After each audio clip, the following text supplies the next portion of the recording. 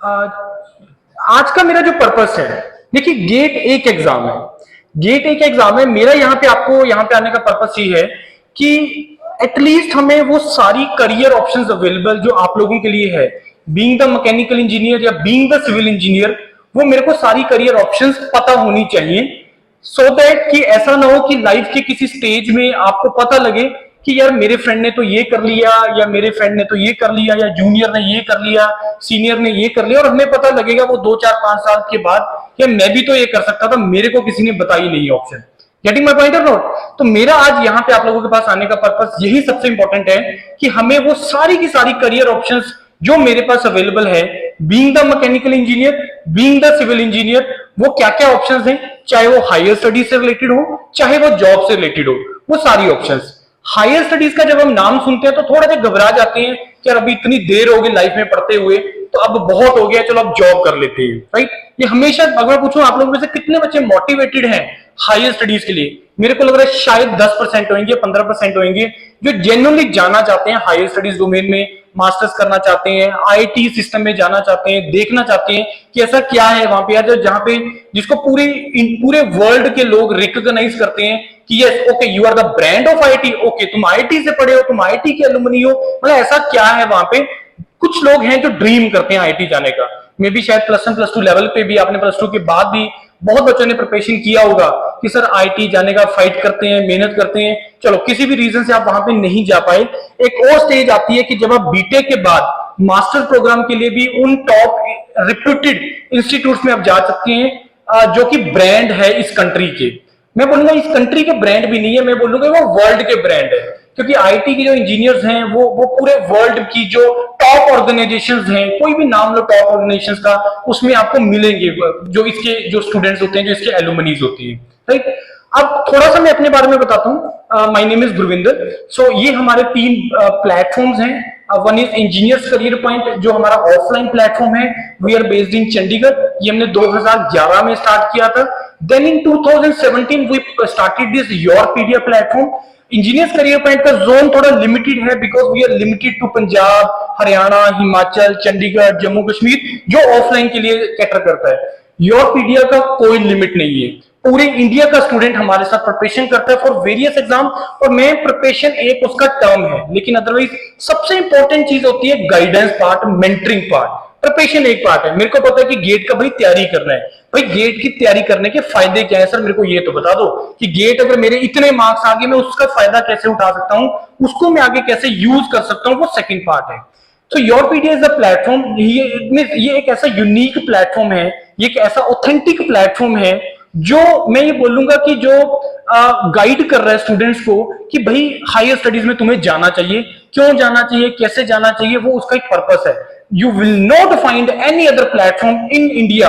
अगर मैं स्पेशली बात करूं कि जो बोले सिस्टम में एंटर किया हुआ है, जो प्रोफेसर्स का इंटरव्यू ले रहा है, प्रोफेसर से जाके क्वेश्चन कर रहा है, सर रिसर्च के बारे में बताइए, आप किस टॉपिक पे काम कर रहे हो, रिसर्च क्या होती है, कोई बच्चा अगर आपके अंडर आके कुछ करना चाहता है तो वो कैसे होती है, ये कोई नहीं पूछ रहा क्वेश्चन, ठीक है। अपनी चीजें डालने के लिए वो डालते हैं, but Yourpedia is the platform who is doing this thing. और Yourpedia is at a stage जिसमें आईआईटीज हमें इनवाइट करती हैं, okay Yourpedia team come here and do our academic profiling. Just now we have done the academic profiling of IIT Ropar, then IIT Mandi, then IIT Gandhinagar, and most probably next month we are going to IIT Hyderabad. उसके बाद हम लोग IIT Jammu जा रहे हैं, तो almost हर IIT हमें invite कर रही है। Now think about कि योरपीडिया क्यों बुलाया जा रहा है, बिकॉज दे नो कि ये एक ऐसा प्लेटफॉर्म है जो जेन्युइनली गाइड कर रहा है स्टूडेंट को। अदरवाइज हो क्या रहा है यार, गेट में अच्छा रैंक लाओ, पीएसयू चले जाओ, इसके अलावा कोई और ऑप्शन ही नहीं है। अगर तुम्हारा 100-200 के अंदर रैंक आया तभी तुम्हारा कुछ बन सकता है, तभी तुम कुछ कर सकते हैं, अदरवाइज तुम्हारा कुछ नहीं बन रहा, तुम बार बार गेट लिखे जाओ, ऐसा बिल्कुल भी नहीं है। बहुत ऑप्शन तुम्हारे पास अवेलेबल है। अब मैं तीसरा platform that is the Yourpedia global platform. Global is for the overseas studies, broad studies के लिए, but not the way we are sending students कि जिस तरीके से इस रीजन में सिस्टम चल रहा है कि ठीक है तुम जाओ, पैसा लगाओ, आईलेट्स लिखो, 40-50 लाख रुपए खर्च करो और बाहर चले जाओ।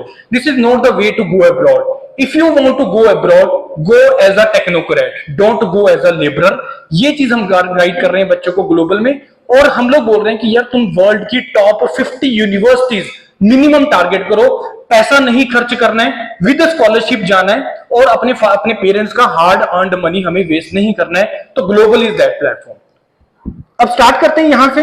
अब जैसे आप लोग बीटेक पास आउट हो जाएंगे, बीटेक पास आउट होने के बाद आपके पास क्या क्या ऑप्शंस रहती हैं, अगर मैं ब्रॉडर वे में बात करूं क्या क्या ऑप्शंस होती है नॉर्मली, क्या क्या ऑप्शंस होते हैं। नंबर 1, हायर स्टडीज में आप लोग जा सकते हो टेक्निकल डोमेन में। दूसरा, हायर स्टडीज में आप जा सकते हैं मैनेजमेंट डोमेन में, जैसे कैट के थ्रू आपने एमबीए वगैरह करना है। और क्या तीसरा ऑप्शन, आप जॉब कैंपस प्लेसमेंट के थ्रू आप ले सकते हैं, जैसे अभी सर ने बताया कि चीमा बॉयलर्स ने प्लेसमेंट हुआ है वहां पे। चौथा, और क्या कर सकते हैं, आप गवर्नमेंट जॉब में जा सकते हैं, राइट। पांचवा, आप पब्लिक सेक्टर में जा सकते हैं, राइट। छठा, आप अब्रॉड के लिए स्टडीज के लिए देख सकते हैं। सातवां, आप लोग अपना कोई बिजनेस अपने फादर का या अपना कुछ स्टार्टअप वगैरह स्टार्ट करना चाहते हो। यही ऑप्शंस होती हैं नॉर्मली। इसके अलावा कोई और ऑप्शंस होते हैं, कोई ऑप्शन होता है इसके अलावा? नहीं, नॉर्मली यही ब्रॉडर वे में। अब मैं ये बोल रहा हूं कि ये जितना भी सारी की सारी ऑप्शंस मैंने बताया, ये सारी की सारी options through single GATE exam, एक एग्जाम के थ्रू निकल के आती है, and that exam is known as the GATE exam. GATE exam, I call this exam a beautiful exam. क्यों मैं इसको एक ब्यूटीफुल एग्जाम बोलता हूं? क्योंकि कोई भी एग्जाम नहीं है इस पूरे वर्ल्ड के अंदर, आप मेरे को बता दो कि सर ये एक ऐसा एग्जाम है जो ये सारी करियर ऑप्शंस देता है। सर मेरे को अब्रॉड जाना है, क्या मैं गेट के थ्रू जा सकता हूं? यस, जा सकती हूँ। सर मेरे को जॉब लेनी है गेट के थ्रू, क्या मैं ले सकता हूँ? यस, मैं ले सकती हूँ। सर मेरे को हायर स्टडीज के लिए जाना है, चाहे वो टेक्निकल फील्ड में हो, चाहे वो मैनेजमेंट फील्ड में हो, क्या ये पॉसिबल है गेट एग्जाम के थ्रू? यस, पॉसिबल है। सर मेरे को एंटरप्रेन्योर बनना है, मेरे को बहुत ज्यादा मेरे पास आइडियाज है, मेरे को इसके ऊपर काम करना है, क्या ये गेट एग्जाम मेरे को उस चीज के लिए प्लेटफॉर्म देगा? यस, देगा। So that is why I call this exam as a beautiful exam, क्योंकि इसके थ्रू सारी की सारी करियर ऑप्शंस ओपन हो जाती है। थोड़ा सा उस चीज के ऊपर आते हैं कि गेट का एग्जाम स्टार्ट क्यों हुआ था। गेट का exam actually it was started for the higher studies only. अभी ये 2009-10 से ही इसके थ्रू पीएसयूज ने भी, पब्लिक सेक्टर ने रिक्रूटमेंट करना स्टार्ट कर दिया है। Otherwise this exam was started to promote the higher studies in the country. अब रीजन क्या था उसके पीछे, भाई कंट्री को क्या रिक्वायरमेंट पड़ी हायर स्टडीज को प्रमोट करने के लिए? सिंपल रीजन, बड़ा सिंपल था कि टेक्नोलॉजी को यहीं पे डेवलप करना। अदरवाइज उससे पहले प्रॉब्लम्स क्या आ रही थी कि हमें चीजों को परचेज करना पड़ता था, हमें बहुत ज्यादा उसमें पैसा इन्वेस्ट करना पड़ता था। अब वो चीजों को अवॉइड करने के लिए, कंट्री को डेवलप करने के लिए, रिसोर्सेज यहीं पे डेवलप करने के लिए, यार इतना बड़ा कंट्री है, टैलेंट की कोई कमी नहीं है, लोगों की कोई कमी नहीं है इसके अंदर, तो यहां पे हम लोग क्यों टेक्नोलॉजी डेवलप नहीं कर रहे हैं? So that was the reason why ये जो है चीज फॉर ये हायर स्टडीज को प्रमोट करना स्टार्ट हुआ कि एटलीस्ट तुम आओ, जो लोग अच्छा काम करना चाहते हैं। और इसमें देखो फायदा किसका है, अगर सपोज मैं बात कर रहा हूं कि कंट्री में यहाँ पे डेवलपमेंट होनी है, एज ए टेक्नोलॉजी के पॉइंट ऑफ व्यू से डेवलपमेंट होनी है। अब मेरे को थोड़ा सोच के बताओ यार इसमें फायदा क्या है? अगर किसी कंट्री, कोई कंट्री डेवलप हो रही है, इसमें फायदा किसका हो रहा है? कंट्री का फायदा हो रहा है? हो रहा है कि नहीं हो रहा? यस, हो रहा है। एज ए इंडिविजुअल, एक आम बंदे का उसमें फायदा होगा कि नहीं होगा? यस, होगा। जहां पे रिसर्च हो रही है, क्या उसका फायदा होगा वहां पे? यस, बिल्कुल होगा। तो मेरे कहने का मतलब ये है कि हायर स्टडीज या टेक्नोलॉजी को डेवलप करना किसी भी कंट्री में, वो उस पूरी कंट्री के हालात को सुधार देता है यार। मतलब अभी लोग, हम लोग बहुत देर से सुन रहे हैं India is a developing country, India is a developing country. अब मेरे को आप लोग सोच के बताओ कि डेवलपर स्टेज में कब आ सकती है और कैसे आ सकती है? आप मेरे को बताओ कैसे होगा ये चीज, पॉसिबल कैसे है? डेवलपिंग वर्ड समझते हो ना कि India is a developing country, USA, Canada, ये सारी डेवलप्ड कंट्रीज हैं। कैसे हो गई हैं ये चीजें, कैसे पॉसिबल है? एक ही तरीका है उसको करने का, टेक्नोलॉजी, एक्सपोर्ट और इंपोर्ट। बड़ी सिंपल सी चीज हम समझते हैं कि जितना तुम वही बेचोगे चीजें, उतना तुम्हारा जो है प्रॉफिट ज्यादा होगा, उतना तुम्हारा जीडीपी ग्रो करेगा, उसी हिसाब से तुम्हारा कंट्री जो है वो डेवलप होगा। तुम्हारी कंट्री के पास जितना पैसा स्पेयर बचेगा, वही पैसा जो है वो यहाँ पे रिसोर्सेज डेवलप करने के लिए लगाएंगे, सड़कें बनाने में लगाएंगे, इंफ्रास्ट्रक्चर डेवलप करने में लगाएंगे, जॉब्स क्रिएट करने में लगाएंगे। अदरवाइज कंट्री कैसे डेवलप होगा? ऐसी होगा कोई और तरीका डेवलप करने का? हाँ या ना तो बोलो। डॉक्टर कर देंगे डेवलप? डॉक्टर कर सकते हैं? लॉयर कर देंगे? सिर्फ टेक्नोक्रेट कर सकते हैं। तो आप लोग उस चीज में डील कर रहे हो जिसमें आप लोग किसी कंट्री का जो है वो चीज, मतलब उस कंट्री का जो प्रोसेस ही चेंज कर सकते हो, उस कंट्री में रेवोल्यूशन ला सकते हो, उस कंट्री के डेवलपमेंट में बहुत ज्यादा कंट्रीब्यूशन कर सकते हो। So that was the where the need of this higher study started, कि भाई यहां पे बहुत प्रोजेक्ट्स हैं, कंट्री में क्या रिक्वायरमेंट। अब सोच के देखो, अब जैसे आधार कार्ड की एग्जांपल लेते हैं कि आधार कार्ड बनाने हैं, यहाँ पे बनाने स्टार्ट करो, मतलब वो स्टेज थी 2010 11 12 का टाइम था कि जिसमें डाटा कलेक्ट करने वाला टाइम था, डाटा कलेक्शन के ऊपर काम हो रहा था। अब उस डाटा को यूज करके एआई टूल्स डेवलप हो रहे हैं कि नहीं हो रहे हैं? इतनी बात समझ रहे हो? आज का स्टेज डाटा कलेक्शन वाला स्टेज नहीं है, आज का स्टेज वो स्टेज नहीं है, आज का टाइम वो टाइम नहीं है जहां पे डाटा की कमी हो। डाटा की कमी नहीं है इस टाइम पे किसी भी कंट्री में वर्ल्ड के अंदर। आज का टाइम वो टाइम है कि वो डाटा तो कलेक्शन हो गया भाई, उस डाटा को यूज करके अब हमें चेंजेस कैसे लाने हैं, रिसोर्सेज को यूज कैसे करना है बेस्ट वे में, अब वो टाइम आ गया है। मतलब ये भी एक चीज है, एक पार्ट है। मतलब ये तो मैंने सॉफ्टवेयर की बात की। सिमिलरली अगर तुम हार्डवेयर की बात करोगे, चिप मैन्युफैक्चरिंग, सेमीकंडक्टर का पूरे वर्ल्ड में इस टाइम पे प्रॉब्लम है या नहीं है? इतना तो समझते हो ना, चिप मैन्युफैक्चरिंग का बहुत ज्यादा शॉर्टेज चल रहा है, सेमीकंडक्टर नहीं मिल रहे हैं, जिस कारण से गाड़ियों का वेटिंग पीरियड बहुत ज्यादा हो रहा है। समझ रहे हो ये चीज? तो कहने का मतलब है, और ये क्या इंडिया की प्रॉब्लम है? क्या इंडिया में ये प्रॉब्लम आ रही है? नहीं, ये पूरे वर्ल्ड की प्रॉब्लम है। अब थिंक अबाउट कि अगर suppose India as a country एक मास्ट एक्सपोर्टर बन जाए चिप जो है प्रोवाइड करने का या सेमीकंडक्टर प्रोवाइड करने का, आपको नहीं क्या लगता कि उसका एक कंट्रीब्यूशन एक कंट्री के लिए रहेगा? यस रहेगा। तो इंडिया ने उसमें एक इनिशिएटिव ले रही है कि ठीक है हम लोग बनते हैं, हम लोग इसके मास्ट एक्सपोर्टर बनेंगे, हम लोग इसके को काम कर रहे हैं। तो टेक्नोलॉजी की जो हम बात करते हैं, कोई टाइम था कि जो हमें फाइटर जेट्स वगैरह या जो प्लेन्स वगैरह, शिप्स वगैरह, सबमरीन्स वगैरह सब हमें क्या करना पड़ता था? इंपोर्ट करना पड़ता था। अब वो टाइम आ गया कि जब हम एक्सपोर्ट करने वाली स्टेज में आ गए, तो ऑटोमेटिकली वो कंट्री डेवलप होगा।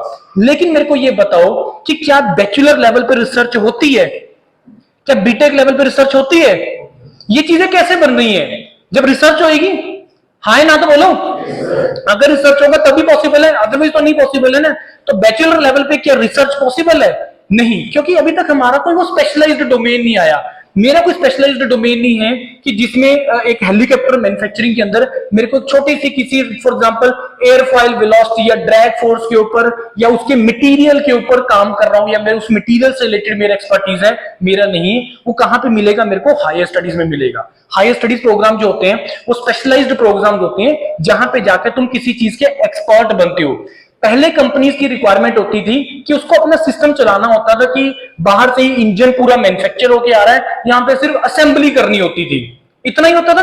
अब क्या हो गया? अब भाई इंजन भी यहां पे बन रही हैं।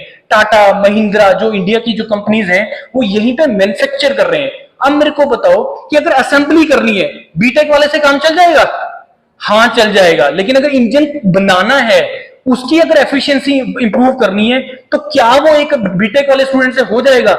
नहीं हो पाएगा। तो उसके लिए चाहिए स्पेशलाइज्ड पर्संस। तो मैं जो बात कर रहा हूं कि यार ये चीजों का हायर स्टडीज का रिक्वायरमेंट कहां से स्टार्ट हुआ, कहां से ये चीजें क्रिएट हुई हैं, तो हायर स्टडीज का क्यों रिक्वायरमेंट पड़ा, गेट एग्जाम का क्यों रिक्वायरमेंट पड़ा।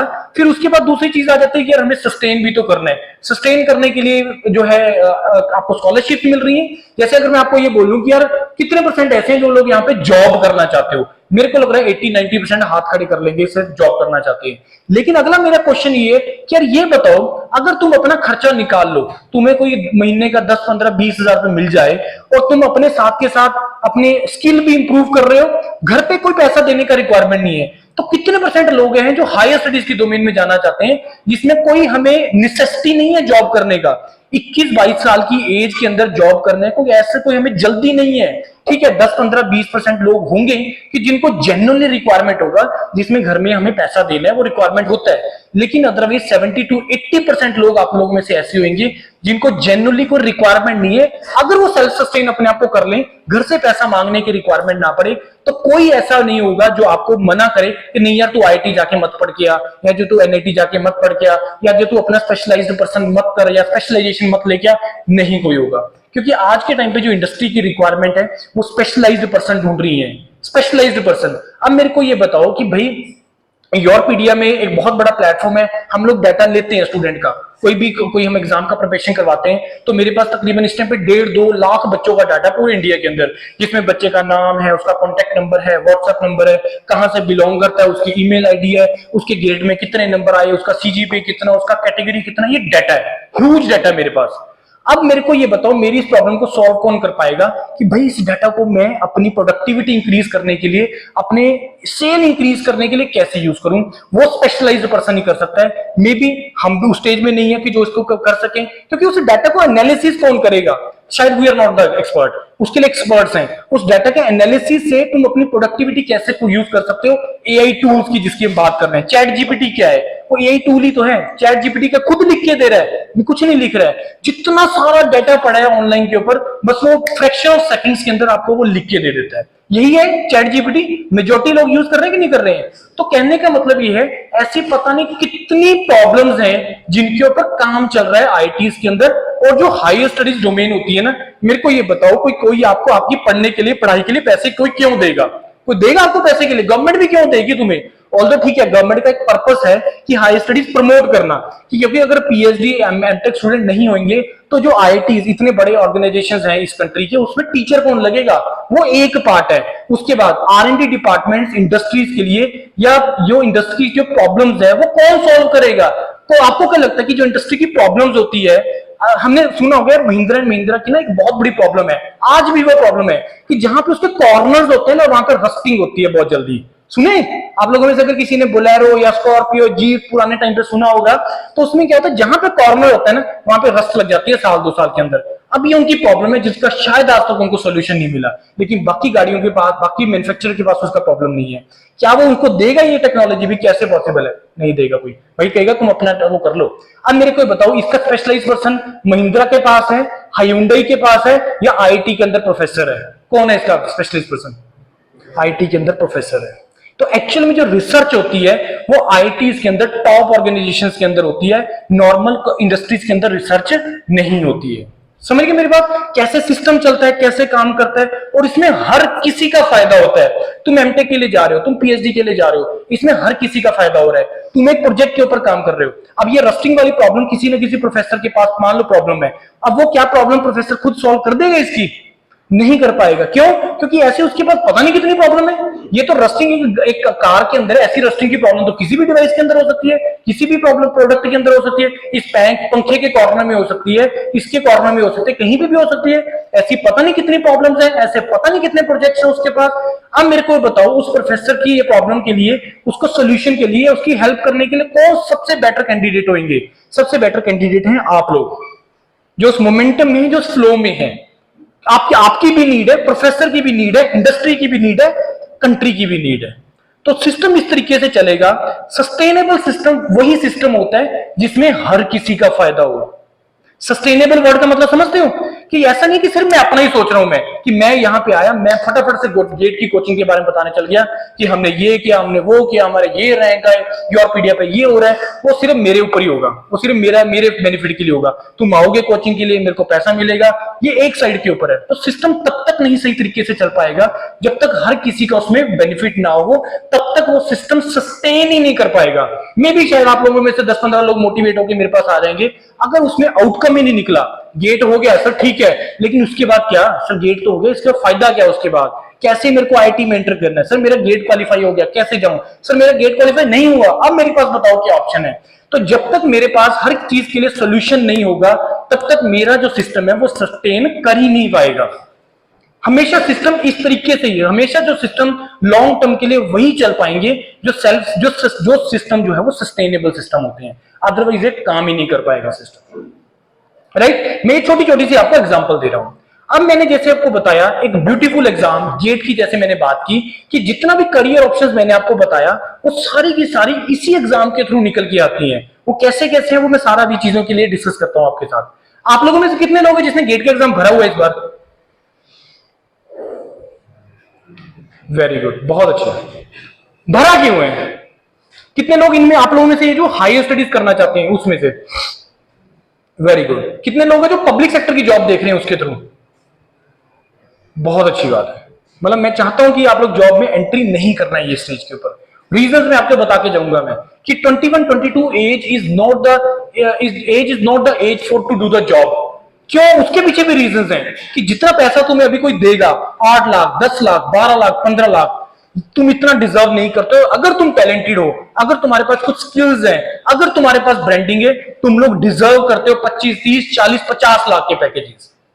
और कितने टाइम के अंदर? 2-3 साल के अंदर। किसी ने पीएसयू ज्वाइन कर लिया, एसजीवीएन ज्वाइन कर लिया, 10-12 लाख का उसका पैकेज है।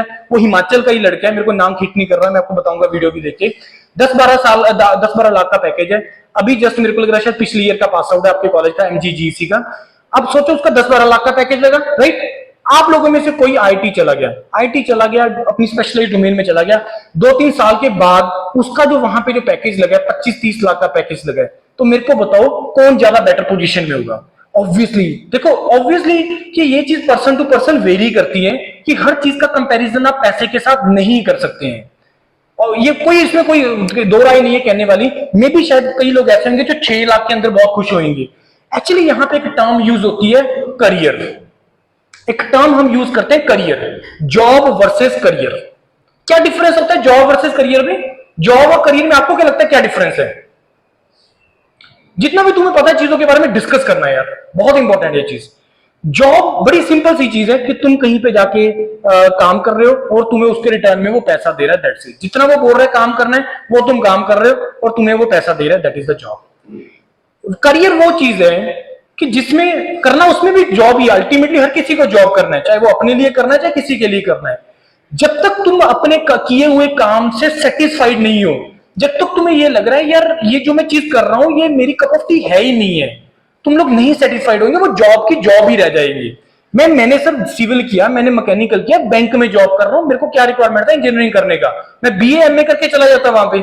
समझ रहे मेरा पॉइंट? तो कहने का मतलब है कि जब तक तुम जो काम कर रहे हो, जब तक तुम्हें वो जॉब सेटिस्फेक्शन नहीं देता, जब तक तुम्हें तुम्हारे दिमाग में ये नहीं ना आएगा कि यार मैं ठीक है, मैं अपने काम से सेटिस्फाइड हूं, पैसा मेरे लिए मैटर नहीं करता है, ठीक है 20-50 हजार, 1 लाख, 2 लाख, जितना भी मेरे को मिल रहा है, मैं इसके लिए काम नहीं कर रहा हूं, मैं तो यार अपने इंटरेस्ट के हिसाब से, मैं अपने टेम्परामेंट के हिसाब से, मैं अपने स्किल के हिसाब से काम कर रहा हूं and I am satisfied with my job. बहुत लोग ऐसे होते हैं जिसका टीचिंग में पैशन है, टीचिंग करना चाहते हैं, वो 50-50, 70-70, 1-1 करोड़ के पैकेज छोड़ के आके आईटी के अंदर प्रोफेसर लग जाते हैं। सुनिए ऐसी स्टोरीज बहुत है ऐसी। अब आपको लगेगा कि सर ये क्या जरूरत है, पैसा ये 1 करोड़ कहां 20 लाख का पैकेज होगा उसका आईटी के अंदर। लेकिन जॉब सेटिस्फेक्शन एक बहुत बड़ी चीज होती है, पैसा सब कुछ नहीं होता। और दूसरा चीज, अगर तुम्हारे अंदर स्किल है, अगर तुम्हारे अंदर ब्रांडिंग है, अगर तुम्हारे अंदर क्वालिटी है, तुम्हें पैसा, कोई ऐसा कोई रीजन ही नहीं है कि तुम्हारे पास पैसा नहीं आएगा, ऐसा कोई रीजन नहीं है, ऐसा कोई रीजन नहीं है। वो चीज में अभी तुम्हें प्रूफ करूंगा। मैं थोड़ा सा गेट के बारे में जानते हैं, मे बी शायद आप लोगों को गेट का तो मैंने बता दिया क्या चीज है। गेट के एग्जाम स्ट्रक्चर के बारे में आई थिंक सभी को पता है। गेट के एग्जाम स्ट्रक्चर 65 क्वेश्चन होते हैं, 180 मिनट का एग्जाम होता है, 100 क्वेश्चन इसके अंदर आते हैं, 70 क्वेश्चन इसके अंदर टेक्निकल होते हैं, आपकी मैकेनिकल की या सिविल के।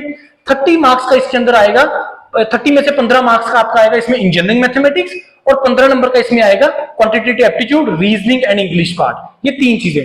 15 नंबर का आएगा क्वांट, रीजनिंग, इंग्लिश, 15 नंबर का आएगा आपका इंजीनियरिंग मैथमेटिक्स, और उसके बाद 70 नंबर का आएगा technical part, right. 3 type of इसमें क्वेश्चंस होते हैं, एक मल्टीपल चॉइस क्वेश्चन होता है, एक मल्टीपल सिलेक्शन क्वेश्चन होता है जिसमें एक से ज्यादा आंसर ठीक होते हैं, तीसरा टाइप ऑफ क्वेश्चन होता है न्यूमेरिकल आंसर टाइप, जिसमें फिलिंग द ब्लैंक होता है और जिसमें आंसर आप वैल्यू पुट करते हो, इसमें नेगेटिव मार्किंग नहीं होती है न्यूमेरिकल आंसर टाइप में। तो ये है गेट का एग्जाम। गेट के एग्जाम का जो लास्ट डेट है वो एक्सटेंड हो गया है, 15 अक्टूबर इन्होंने कर दिया, सॉरी 13 अक्टूबर इन्होंने कर दिया विदाउट लेट फीस। पहले 29 था, 29 से फिर इन्होंने 5 किया, 5 से शायद इन्होंने 13 या 15 कर दिया विदाउट लेट फीस। उसके बाद विद लेट फीस आप लोग अप्लाई कर सकते हैं। गेट देने के कुछ फायदे, गेट देने के क्या मतलब, गेट के कुछ फीचर्स, नोट द फायदे। फीचर्स की गेट आप 3rd ईयर ऑनवर्ड दे सकते हैं। आप में से कोई है जिसने 3rd ईयर में एग्जाम दिया था गेट का? है कोई यहां पे जिसने 3rd ईयर का एग्जाम दिया था गेट का? अच्छा, इतना पता है कि तुम लोग 3rd ईयर में लिख सकते थे? लिखा नहीं लेकिन ना, क्योंकि फायदा नहीं पता था। दूसरा ये भी नहीं पता था कि अगर मेरे को 3rd ईयर में पेपर देने तो कौन सा देना चाहिए, किस तरीके से उसकी तैयारी करनी चाहिए, शायद ये मिसिंग था पार्ट, राइट। उसके बाद 70-30 का मैंने आपको बता दिया। अच्छा, उसके बाद जब आप गेट का एग्जाम दे देते हो तो जितना भी मैंने स्टार्टिंग में बताया था कि जो भी ऑप्शंस तुम्हारे पास अवेलेबल है वो सारी उस सिंगल गेट एग्जाम के थ्रू ओपन हो जाती है। उसके बाद गेट में कैलकुलेटर अलाउड नहीं होता, इसमें वर्चुअल कैलकुलेटर होता है, मतलब फिजिकल कैलकुलेटर नहीं होता, ऑनलाइन कैलकुलेटर होता है। उसके बाद गेट का जो स्कोर है वो 3 साल के लिए वैलिड होता है। देखो एक चीज देखो, पता है सबसे बड़ी गलती हम लोग क्या करते हैं?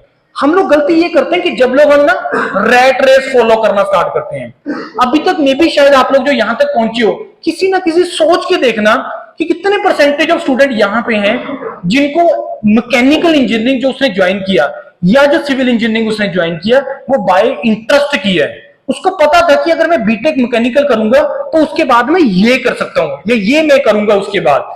मेजोरिटी लोग में भी जो ज्वाइन करते हैं इंजीनियरिंग फील्ड या कोई भी फील्ड, वो रैट रेस के कारण करते हैं कि मेरे पापा ने बोला कि उसके लड़के, उसके कोई फ्रेंड थे, उनके लड़के ने सिविल इंजीनियरिंग की, उसकी गवर्नमेंट जॉब लगी, चल तू भी यार गवर्नमेंट जॉब के लिए तैयारी करनी है तूने, सिविल में बहुत ज्यादा गवर्नमेंट जॉब होती है तो तू चल सिविल इंजीनियरिंग ले ले। क्योंकि हिमाचल के अंदर जो मैंने कल्चर देखा है ना, वो गवर्नमेंट जॉब वाला बहुत ज्यादा है। हिमाचल का जो स्टूडेंट है, आप लोग मेजोरिटी हिमाचल से यहाँ पे, अदर स्टेट का कोई है यहाँ पे हिमाचल के अलावा? जम्मू और कश्मीर से है कोई? पंजाब से? हरियाणा से? असम से? ठीक है। तो मेजोरिटी लोग क्या है यहाँ पे, क्योंकि रीजन पता है उसमें क्या है? उसके पीछे रीजन ये है क्योंकि जो हमारा इकोसिस्टम की मैंने बात की ना, अब ये सोच के देखो कि अगर आप चले जाओ यूपी बिहार के अंदर या पंजाब में, ज्यादा दूर मत जाओ, पंजाब में क्या कल्चर है? या तो गवर्नमेंट जॉब या दूसरा कनाडा जाना है। क्योंकि वहां का इकोसिस्टम, कि अगर तुम किसी के फादर से बात करोगे या किसी अपने कुलीग से, सीनियर जूनियर से किसी से बात करो, या तूने क्या प्लान किया है कि बीटेक के बाद तूने क्या करना है, इन दोनों में से एक ऑप्शन रहेगा, या वो गवर्नमेंट जॉब या दूसरा क्या उसमें बताएगा आपको, वो आपको कनाडा जाना है। यहां पे हिमाचल में पहली चॉइस क्या होती है? Government job. कहां पे? हिमाचल में ही है नहीं ऐसा, क्योंकि मतलब जो हमारा इकोसिस्टम है ना यहाँ का, वो यही बना हुआ है। या दूसरा ऑप्शन क्या है कि चंडीगढ़ में कहीं पे जॉब कर लेते हैं प्राइवेट वगैरह, चंडीगढ़। इससे बियॉन्ड हम लोग नहीं जाते हैं, खास करके जो हिमाचल जो मैंने देखे, मैं मतलब मेजोरिटी की बात कर रहा हूं, मैं मतलब परसेंटेज की अगर मैं बात करूं उस हिसाब से। ऐसा नहीं कि यहाँ से लोग बच्चे बाहर नहीं जाते, ऐसा नहीं है, लेकिन बहुत मतलब हमारी बहुत स्टूडेंट है जो पब्लिक सेक्टर में काम कर रहे थे, जो आईटीज गए, वहां पे बहुत बड़े बड़े पैकेज लगे।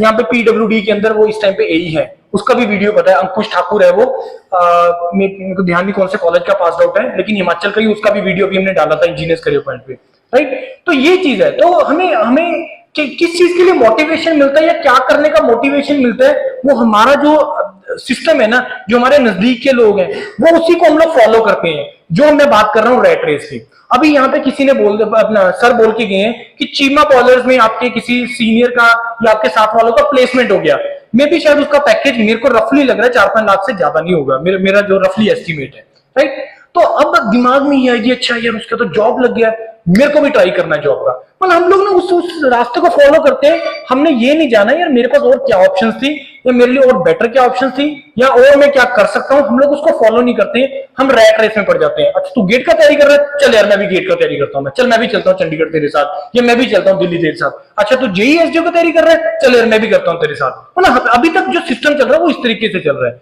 जब तक आप लोगों को प्रॉपर अवेयरनेस नहीं होगा कि मेरे पास और क्या क्या रास्ते हैं, मैं कौन कौन से एग्जाम दे सकता हूं, या मेरे को फाइनल गोल, मेरा फाइनल डेस्टिनेशन क्या है, तब तक ये प्रॉब्लम्स आप रहेगी, आप लोग उसी रैट रेस को फॉलो करते चले जाओगे, राइट। अब आपको पब्लिक सेक्टर में जाना है, गवर्नमेंट जॉब में जाना है, अगेन आपके पास गेट का ऑप्शन है। आपको हायर एजुकेशन में जाना है इंडिया अब्रॉड में, अगेन आपके पास गेट का ऑप्शन है। If you want to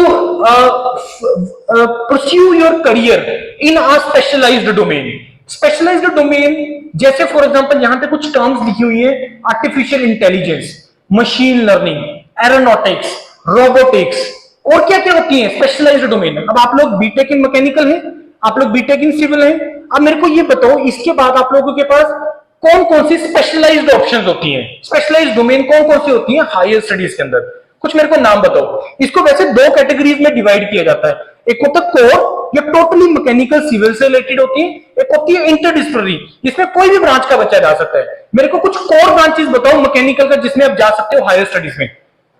thermodynamics, मतलब फ्लूइड एंड थर्मल हो गया, मैन्युफैक्चरिंग हो गया, डिजाइन हो गया, यही होती है डोमेन्स, राइट। उसके बाद सिविल में कोर डोमेन्स कौन सी होती है? स्ट्रक्चर्स हो गया, और वाटर रिसोर्सेज हो गया, और सॉइल हो गया, और ट्रांसपोर्टेशन हो गया, और एनवायरमेंट हो गया, ऐसी चीजें।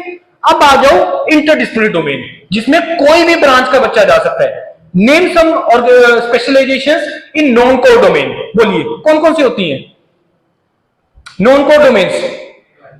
या 2-3 तो ये लिखी हुई है, robotics, artificial intelligence, machine learning, data science, दिमाग में ये आएगा sir civil engineer mechanical engineer कैसे जा सकता है, ये तो कंप्यूटर साइंस का डोमेन है। Wrong. Data science, AI, ML ये कंप्यूटर साइंस का डोमेन नहीं है, ये मैथमेटिक्स का डोमेन है। ये मैथमेटिक्स का डोमेन है, इसमें कोई भी ब्रांच का बच्चा जा सकता है। क्यों? क्योंकि आप लोग बहुत ज्यादा मैथमेटिक्स पढ़ते हैं, M1, M2, M3, numerical methods, operation research, specially mechanical के स्टूडेंट पढ़ते हो कि नहीं पढ़ते आप लोग? तो ये मैथमेटिक्स का डोमेन है। इस बार एक नया गेट का पेपर स्टार्ट हुआ है, कौन सा है वो? Data science and artificial intelligence, जिसको कोई भी ब्रांच का बच्चा दे सकता है। क्या सर इससे पहले हम लोग जा नहीं सकते थे? नॉन कंप्यूटर साइंस बैकग्राउंड के बिल्कुल जा सकते थे। तो सर ये नया पेपर क्यों स्टार्ट हुआ है? ये नया पेपर इसलिए स्टार्ट हुआ है सर मेरा सिविल में बिल्कुल भी इंटरेस्ट नहीं है, सर मेरे को डेटा साइंस डोमेन में जाना है। तो मैं जा सकता हूं? यस जा सकते हो, पेपर लिखो डेटा साइंस और एआई का। सर पहले नहीं जा सकता, मैं सिविल से लिख के नहीं जा सकता। यस जा सकते हो। सर फिर क्या होगा? प्रॉब्लम क्या आती है? प्रॉब्लम ये आती है कि जब तुम सिविल का इंजीनियर का पेपर लिख के जब तुम डेटा साइंस कोर्स में जाते हो तो वहां पे जाके तुम्हें महीना 2 महीना एक एक्स्ट्रा एफर्ट करना पड़ता है। तो आईटी बोल रहा है कि भाई अगर तुम डाटा साइंस एआई डोमेन में जाना ही चाहते हो तो तुम उसका बेसिक अंडरस्टैंडिंग बना के आओ, अपना उसी का पेपर दे के आओ, सो दैट कि तुम्हें पता लग जाए, यहां पे आके तुम्हें एक्स्ट्रा एफर्ट ना करना पड़े। That is the reason why they started this GATE in data science and AI. Point समझ में आ रहा है कि नहीं आ रहा है? Why they started this paper समझ में आ रहा है कि ऊपर से निकल रहा है? एक्सपेक्ट नहीं करूंगा, बहुत अच्छे कॉलेज के बच्चे हो आप।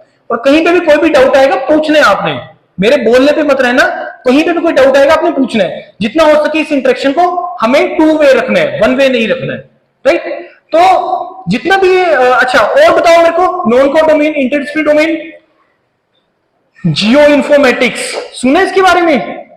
ई व्हीकल्स सुना इसके बारे में? सस्टेनेबल मैनेजमेंट सुना इसके बारे में? और बताओ, और बताओ। Material science, rock engineering, earthquake engineering, और बताओ, ओशियन इंजीनियरिंग, और बताओ, केमिकल इंजीनियरिंग, और बताओ, जिसमें कोई भी ब्रांच का बच्चा जा सकता है। हाँ जी, कौन सी इंजीनियरिंग? माइनिंग, यस आप लोग जा सकते हैं उसके लिए। बहुत डोमेन ऑप्शंस अवेलेबल है। अब दिमाग में एक क्वेश्चन आ रहा होगा आपके कि सर ये जो आप स्पेशलाइजेशन बता रहे हैं, पहली बात है इसमें मैकेनिकल सिविल का बच्चा जाके करेगा क्या? पहला क्वेश्चन ये आ रहा है दिमाग में, भाई अगर उसने तुम्हें अलाउ किया है तो इट मींस कोई तो पर्पस होगा, पहला चीज। दूसरा, सर ठीक है मान लिए कर भी लिए ओशियन इंजीनियरिंग, उसके बाद का मेरा करियर क्या है? आपको क्या लगता है कि अगर ocean engineering, earthquake engineering, rock engineering, material science, environment, robotics, AI, अगर जो इंडिया के टॉप इंस्टीट्यूट्स हैं, इंडिया के जो ब्रांड्स हैं, अगर वहां पे ऐसे कोर्सेज चल रहे हैं, आपको क्या लगता है वो अपने सीट फिल करने के लिए कर रहे हैं? सीट फिल करने के लिए कर रहे हैं? नहीं, वो सोसाइटी के लिए कर रहे हैं, क्योंकि इट मींस कि उसकी सोसाइटी को नीड है। हाँ या ना तो बोलो,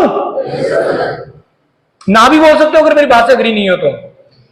कोई भी कोर्स वहां पे स्टार्ट हो रहा है तो it means that is the need of this society.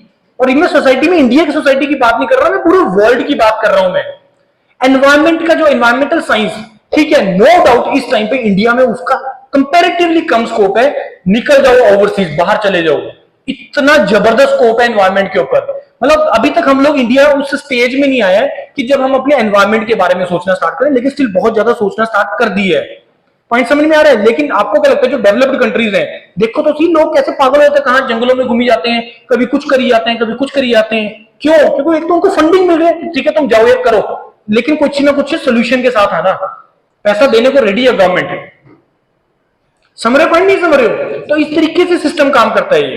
तो ऑप्शंस, अपॉर्चुनिटीज बहुत अवेलेबल है हर डोमेन के अंदर, राइट? उसके बाद लास्ट पॉइंट और भी ज्यादा इंपॉर्टेंट है कि जब आप गेट की एक प्रोसेस से निकलते हो, मेरे को एक ऐसे एग्जाम का नाम बताओ इंडिया के अंदर स्पेशली या पूरे वर्ल्ड के अंदर जिसका सक्सेस रेट सबसे कम है। कौन सा ऐसा एग्जाम है जिसका सक्सेस रेट बहुत कम है?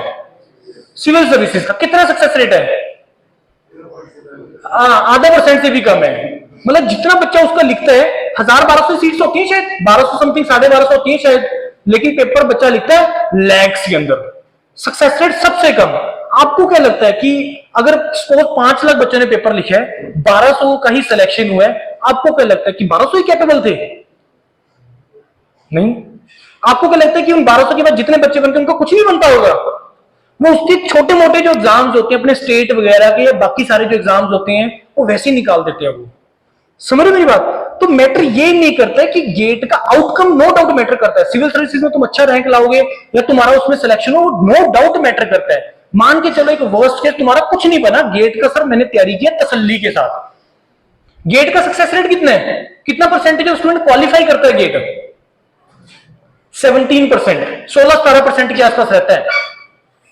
और उसमें से मतलब जितना बच्चा गेट लिखता है मोर देन 50% विदाउट तैयारी जाता है, मोर देन 50%। देखा देखी में भर लेते हैं। अब आप लोगों में से जितनों ने हाथ खड़ा किया है सोच के देखना कितने लोग जेन्युइनली तैयारी कर रहे हैं। जो फैक्ट है वो फैक्ट है, फैक्ट हमेशा फैक्ट रहेंगे। वो कहते हैं ना सच जो हमेशा कड़वा ही होता है, वही चीज है जो फैक्ट है फैक्ट है। ये चीज एप्लीकेबल है उसे। अब 50% मैं मान के चल रहा हूं तैयारी करके नहीं देता पेपर, जो 50% तैयारी करके देता है अब उसमें से भी 20% बच्चा ऐसा होता होगा जो लास्ट के 2-3 महीने में एफर्ट मारता है। समझ रहे मेरा पॉइंट? और जो 25-30% ऐसा बच्चा होता है जो जेन्युइनली एफर्ट करता है बहुत अच्छे तरीके से, उनमें से भी कई लोग ऐसे होते हैं जिनका नहीं होता है। तो क्या सर यही एक ऑप्शन है मेरा गेट में मान लो क्वालिफाई नहीं हो, मैंने तैयारी किया सर पूरे साल, तो मेरा कुछ बनना ही नहीं है क्या? ऐसा नहीं है। ऐसे और पता नहीं कितने एग्जाम्स आते हैं, मैं सारे बताऊंगा आपको। एक साल के अंदर आपको 100+ एग्जाम दे सकते हो। लेकिन हमारी पंजाबी में बोलते हैं ना गरारी कहां पे अटक जाती है, सर मेरे को तो अपने हिमाचल के अंदर जेई लगना है, जेई लगना है सर, सीटें तो आ नहीं रही तो क्या करें। यही होता है। समझ रहे मेरा पॉइंट कि लगना मेरे को अपने, मैंने ऑप्शन कौन सी चूज की जो बहुत ही ज्यादा अनसर्टेन है कि पता नहीं नंबर ऑफ सीट्स कितनी आएगी। नंबर ऑफ सीट्स आई, हिमाचल एक बहुत छोटा सा स्टेट है, number of seats no doubt वो कम ही रहती है। ऐसा नहीं कि तुम वो सीट नहीं ले सकते, तुम्हें सिर्फ एक ही सीट चाहिए एज ए इंडिविजुअल। लेकिन हम उसके चक्कर में साल 2 साल 3 साल 4 साल निकाल देते हैं। नो डाउट वो तुम्हारे लिए वर्दी होगा, लेकिन क्वेश्चन यहीं पे आता है कि क्या तुम वो जो 3-4 साल 2 साल जो तुम दे रहे हो जेन्युइनली मेहनत कर रहे हो कि नहीं कर रहे हो। पॉइंट यहां पे ये राइज होता है। तो जो गेट का जो ओवरऑल प्रिपरेशन है ना, वो अगर सो तुम्हारा गेट क्वालिफाई हो जाता है तो कोई आपके ऊपर क्वेश्चन मार्क ये नहीं कर सकता कि भी तुम्हें सिविल इंजीनियरिंग का नॉलेज नहीं है।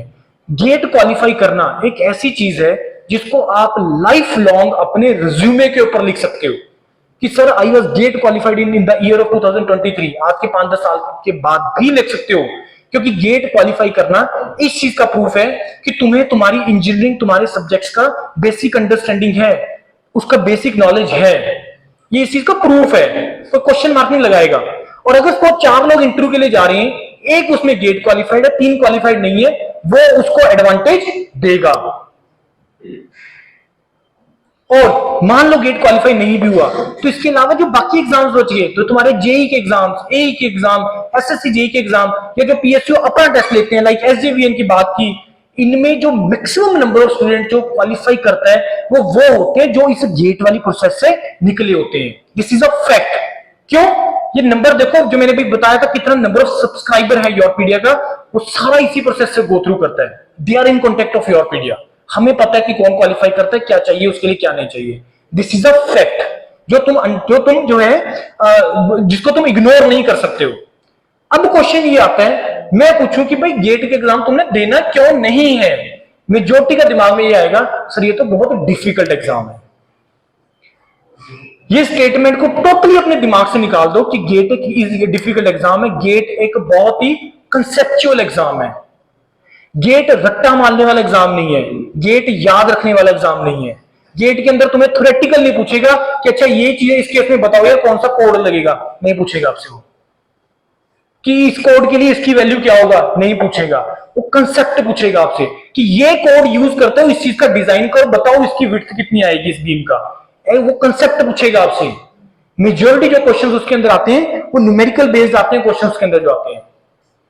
तो जिसका कंसेप्ट क्लियर है, जो मैंने बोला ना जिसकी गेट एक जो क्वालिफाई करना, वो इस चीज का प्रूफ है कि तुम्हारी जो अंडरस्टैंडिंग है उस सब्जेक्ट को लेके, अपनी ब्रांच को लेके, वो ठीक है। गेट इस चीज का प्रूफ है। तो जो लोग समझ के करेंगे, जो लोग समझेंगे कि यार सॉइल मैकेनिक्स सब्जेक्ट है क्या, हाईवे है क्या, कंसेप्चुअली कंसेप्ट वाइज रट्टा नहीं मारना है, वो उसके लिए गेट एग्जाम बहुत ही इजी एग्जाम है, बहुत ही इजी एग्जाम है। ये चीज दिमाग में बिठा लो, गेट का एग्जाम एक कंसेप्ट बेस्ड एग्जाम है और बहुत ही इजी एग्जाम है। समझ में आ रही है बात, नहीं आ रही है? ये चीज को अभी दिमाग में बिठा लो कि गेट एग्जाम बहुत इजी एग्जाम है और मेरे को किस चीज के लिए करना है, मेरे को इस प्रोसेस को कंप्लीट करने के लिए करना है, लेकिन जेन्युइन एफर्ट मार के करना है, ऐसे नहीं करना है। समझ रहे पॉइंट, नहीं समझ रहे? उसके बाद जैसे मैंने आपको बताया, अगर हम जॉब की बात करें, वहां पे दो ऑप्शन आपके पास आता है, एक पब्लिक सेक्टर का आता है, एक आपके पास आता है गवर्नमेंट जॉब का। पब्लिक सेक्टर गवर्नमेंट जॉब होती है, पब्लिक सेक्टर गवर्नमेंट जॉब्स है, हाँ या ना? हाँ या ना? No? Yes, public sector government job नहीं है, क्योंकि ये बेसिकली एक कोलैबोरेटिव प्रोग्राम होते हैं सेंट्रल गवर्नमेंट का किसी स्टेट गवर्नमेंट का। जैसे एसजीवीएन क्या है, सेंट्रल गवर्नमेंट और हिमाचल प्रदेश का कोलैबोरेटिव प्रोग्राम है। DMRC, Delhi metro rail corporation, ये सेंट्रल गवर्नमेंट और स्टेट गवर्नमेंट का कोलैबोरेटिव प्रोग्राम है। और यहाँ दो महारत्ना पीएसयू मिलके भी एक नवरत्ना पीएसयू बना लेते हैं, राइट? तो पहली चीज है, पीएसयू गवर्नमेंट जॉब नहीं होती है। लेकिन सर मैं ये पूछूं कि गवर्नमेंट जॉब का इतना क्रेज क्यों है लोगों में? 3-4 रीजन बता सकते हो गवर्नमेंट जॉब क्यों करनी चाहिए। पहला रीजन क्यों करनी है आप लोगों ने, पहला सिक्योरिटी। सबसे भी बाहर निकाल नहीं सकता, तुम जितने मर्जी गलत काम कर दो तुम्हें कोई बाहर नहीं निकाल पाएगा। ये रीजन होता है ना, मतलब इतने कि तुम गलत जो काम करना चाहते जाके, ऐसा नहीं है। गवर्नमेंट जॉब का अगर तुम जब गवर्नमेंट जॉब के इंटरव्यू के लिए जाओगे ना, तो आपको 99% लोगों से ये क्वेश्चन पूछते हैं कि तुमने गवर्नमेंट जॉब ज्वाइन क्यों करनी है। और अगर तुम वहां पे जाके जो लोग बोलोगे सर इसमें जॉब सिक्योरिटी होती है, इसमें सर 5 दिन वर्किंग होता है, सर वर्क लाइफ बैलेंस होता है, सर 8 घंटे की जॉब होती है, कभी नहीं रखेगा आपको, वो कभी नहीं रखेगा अगर इंटरव्यू में ये बोलोगे। लेकिन चलो पब्लिक सेक्टर, इसमें गवर्नमेंट जॉब से ज्यादा सैलरी होती है। तकरीबन जो एवरेज पैकेज है वो 10 से 18 लाख तक होता है। पानी पियो। मिनी रत्ना, नवरत्ना, महारत्ना, तो 10 से 18 लाख का एवरेज पैकेज। जो बेनिफिट्स, जो सैलरी, जो पर्क्स वगैरह जो आपको मिलते हैं वो गवर्नमेंट जॉब से ज्यादा होते हैं पब्लिक सेक्टर में। That is the reason why वो आपको एक अट्रैक्शन होती है। वो अट्रैक्शन का पॉइंट होता है पब्लिक सेक्टर। जितने लोग गेट का एग्जाम लिखते हैं 30-40% लोगों का जो टारगेट होता है वो पब्लिक सेक्टर होता है, राइट? लेकिन जॉब्स लिमिटेड है उसके अंदर। लिमिटेड इन द सेंस कि आजकल का वो टाइम आ गया है जिसमें तो सीटें खाली रह रही है पब्लिक सेक्टर के अंदर, बच्चे ही नहीं है। क्यों? क्योंकि जो पब्लिक सेक्टर के अंदर जो मेजॉरिटी रिक्रूटमेंट है वो कोर सेक्टर की है, मैकेनिकल, इलेक्ट्रिकल, सिविल। अब यहीं से आप आइडिया लगा लो कि मैकेनिकल के आपके जो अलग अलग कॉलेजेस हैं पूरे हिमाचल में कितने का स्टूडेंट्स होंगे? बहुत थोड़ी सी हैं, बहुत परसेंटेज कम होगी मैकेनिकल स्टूडेंट की। जो आप लोगों में से मैकेनिकल के हैं और जो पब्लिक सेक्टर टारगेट कर रहे हैं, this is the right time to enter. Number ले आओ 40 जनरल कैटेगरी, गारंटी दे रहा हूं तुम्हें पब्लिक सेक्टर से कॉल आएगा 40 नंबर पे। ये शायद अगर मैं 3 साल 4 साल पीछे चला जाता ना, मैं ये बोल ना पाता सिचुएशन में। लोग बोलते हैं 400 रैंक लेके आओ, 500 रैंक लेके आओ। योर पीडीएफ ओपन करो, इसमें इतनी सिलेक्शंस हैं, 3000, 4000, 7000, 8000 रैंक वाले बच्चे का 40 नंबर, 40 में ज्यादा ही बोल रहा हूं। और रिजर्व्ड कैटेगरी मेयर क्वालिफाई करने पे कॉल है पब्लिक सेक्टर में। मैं आज की सिचुएशन बता रहा हूं तुम्हें। मैं पंजाब के अंदर गवर्नमेंट जॉब, मैंने वीडियो भी इसका डाला था। पंजाब जो वहां पे दूसरा सेक्टर गवर्नमेंट जॉब लिखा है ना, वो PSPCL, Punjab state power corporation limited, 25 number electrical branch cut off, 25 number जिसकी आए एई। तुम्हें फैक्ट्स नहीं पता है, प्रॉब्लम यही है। हमें पता ही नहीं है कि हमें दुनिया जिस कहां पे कर रही है। हम लोग उसी रेड रेस के अंदर दिमाग में बना के बैठे हैं कि नहीं यार जेई लगना है, बीटेक हो जाए, जेई की तैयारी करेंगे, एसडीओ की तैयारी करेंगे, उसकी करेंगे। यही है ना मेजॉरिटी दिमाग में कि तुम अपना बिठा के बैठे हो दिमाग में तुमने क्या करना है। हमें ऑप्शंस ही नहीं पता। और मैं आपको लास्ट में ये भी प्रूव करके जाऊंगा कि पब्लिक सेक्टर और गवर्नमेंट जॉब किसको नहीं ज्वाइन करनी चाहिए, ये भी मैं आपको बताते जाऊंगा। मैं समझ रहे पॉइंट? तो गवर्नमेंट जॉब में पंजाब, हरियाणा, वेस्ट बंगाल, उड़ीसा, ये 4 स्टेट्स ऐसी हैं जिसमें जो इलेक्ट्रिसिटी डिपार्टमेंट का जो असिस्टेंट इंजीनियर का जॉब है वो गेट के थ्रू होता है। ये कुछ पब्लिक सेक्टर के नाम लिखे हुए हैं। एचएएल कौन से? HAL Hindustan aeronautical limited. देखो पब्लिक सेक्टर में एंटर करने के 2 तरीके हैं। एक तो थ्रू द गेट एग्जाम, एक बहुत सारे पीएसयू ऐसे होते हैं जो अपना टेस्ट लेते हैं। एसजीवीएन कैसे रिक्रूटमेंट करता है? Through their own exam. HCL कैसे रिक्रूटमेंट करते हैं? Through their own exam. ISRO कैसे रिक्रूटमेंट करते हैं? Through their own exam. BARC GATE के थ्रू भी अपना टेस्ट भी, HPCL अपना exam, BHEL, BDL, HRRL, CPCL, CSL, more than 50 PSUs हर साल अपना एग्जाम लेते हैं, हमें पता ही नहीं है। नहीं पता ना? HPCL का एग्जाम भरा किसी ने? भरा HPCL का एग्जाम? पता था HPCL की रिक्रूटमेंट निकली है? पता था कि आप लोग फाइनली उसमें एलिजिबल थे? निकल गई अपॉर्चुनिटी। अब पता लगेगा भी कैसे? क्योंकि हम लोग फॉलो पता किसको करते हैं? जो हाँ ही हम तुम्हें फ्री में करवा देंगे, हम ये कर देंगे, वो कर देंगे, उसको हम लोग फॉलो करते हैं। योर पीडीएफ प्लेटफॉर्म ओपन करना, हमने क्लियरली ऊपर एक लाइन लिखी हुई है, this is the most authentic platform. अब उनका रीजन क्या है? फंडिंग लेके बैठे 5-5 हजार करोड़, 10-10 हजार करोड़, बस उन्होंने तो गंदी डालना है, मार्केट डिस्टर्ब करनी है, करियर नहीं बनना। और एक और भी फैक्ट है, जो उनको ज्वाइन करते हैं कि जिसने अपना करियर बनाना उसने बना लेना है, ये फैक्ट है। क्योंकि ऐसा नहीं है कि हर कोई कोचिंग के ऊपर डिपेंडेंसी रखता है कि अगर वो करवाएंगे तभी मैं करूंगा, अदरवाइज नहीं। बहुत प्लेटफॉर्म्स हैं, क्योंकि सब कंपटीटर हैं हमारे। हम लोग देखते हैं, हर किसी को देखना पड़ता है, अपने कंप्यूटर को देखना पड़ता है। लेकिन प्रॉब्लम ये है कि योर पीडीएफ के साथ इस टाइम हम लोग सेल्फ सस्टेन कर रहे हैं इस स्टेज में आके। अभी तक शायद आप लोग उसका फील नहीं कर पा रहे, क्योंकि आप लोगों ने अभी उस फेज को देखा ही नहीं है कि योर पीडीएफ का वैल्यू क्या है। अगर कोई ऐसा ब्रांड, कोई ऐसा ऑर्गेनाइजेशन जिसको आईटी इनवाइट कर रहा है, तो इट मींस कि यार कोई तो बात होगी, कोई तो बात होगा। So this is the reason. More than 50+ exams होते हैं, और प्रोबेबिलिटी रिटन एग्जाम निकालने की उनकी सबसे ज्यादा होती है जो इस फेज से निकले होते हैं, गेट वाले फेज से, क्योंकि उससे तुम्हारे कंसेप्ट स्ट्रांग होते हैं यार।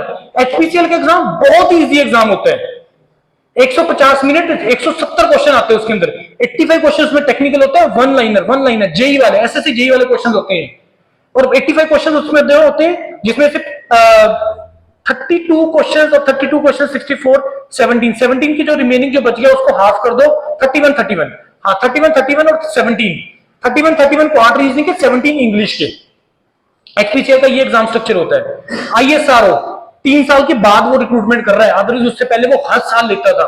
मेरे को नहीं पता आप लोगों को इन चीजों के बारे में पता है कि नहीं पता। आपको किसी को ये आइडिया है कि ISRO के अंदर कोई हिमाचल का स्टूडेंट है? कोई हिमाचल का है? परसेंटेज किसकी ज्यादा, सबसे ज्यादा ISRO के अंदर? South Indian majority.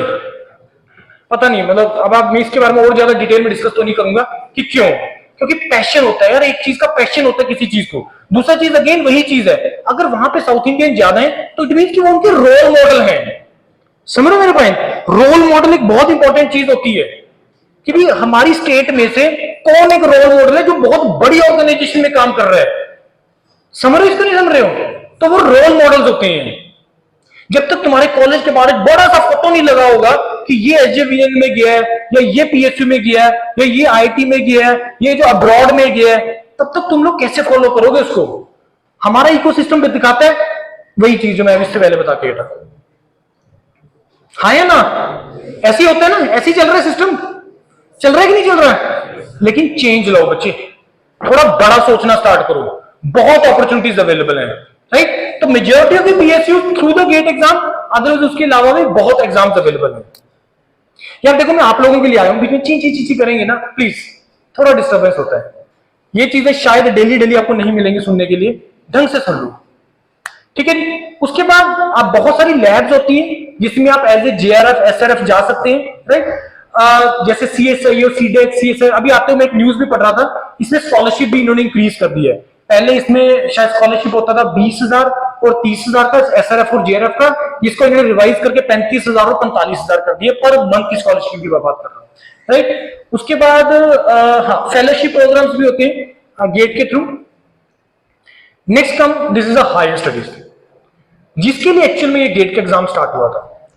Higher studies में देखो, गेट के बीटेक के बाद आपके पास 3 ऑप्शंस होती हैं।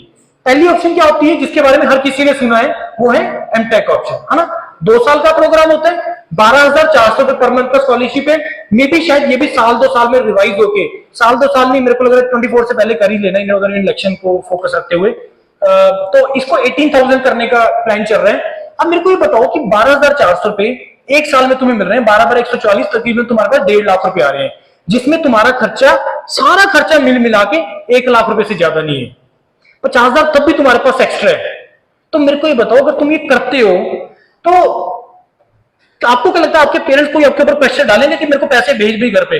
नहीं यार, 70 to 80% नहीं होगा ऐसा केस। यस, 10-20% अगेन मैं बोल रहा हूं ऐसा हो सकता है। अब करना क्यों है वो इसका अगला स्लाइड है, वाई हायर स्टडीज। उसके बाद एमएस प्रोग्राम होते हैं। दिमाग में शायद अभी तक यही है कि एमएस प्रोग्राम तो सर अब्रॉड में होते हैं, राइट। एमएस इंडिया में भी है, आईआईटीज के अंदर। कुछ आईआईटीज में इसको एमएस प्रोग्राम बोलते हैं, कुछ आईआईटीज में इसको एमटेक आरए बोलते हैं, research assistantship, right, MTech R. 12,400 रुपए का स्कॉलरशिप होता है, 3 साल का ये प्रोग्राम होता है। आप में इसमें कितने लोग ऐसे हैं जिसका सीजीपीए जनरल कैटेगरी 7.5 प्लस है? 7.5 प्लस।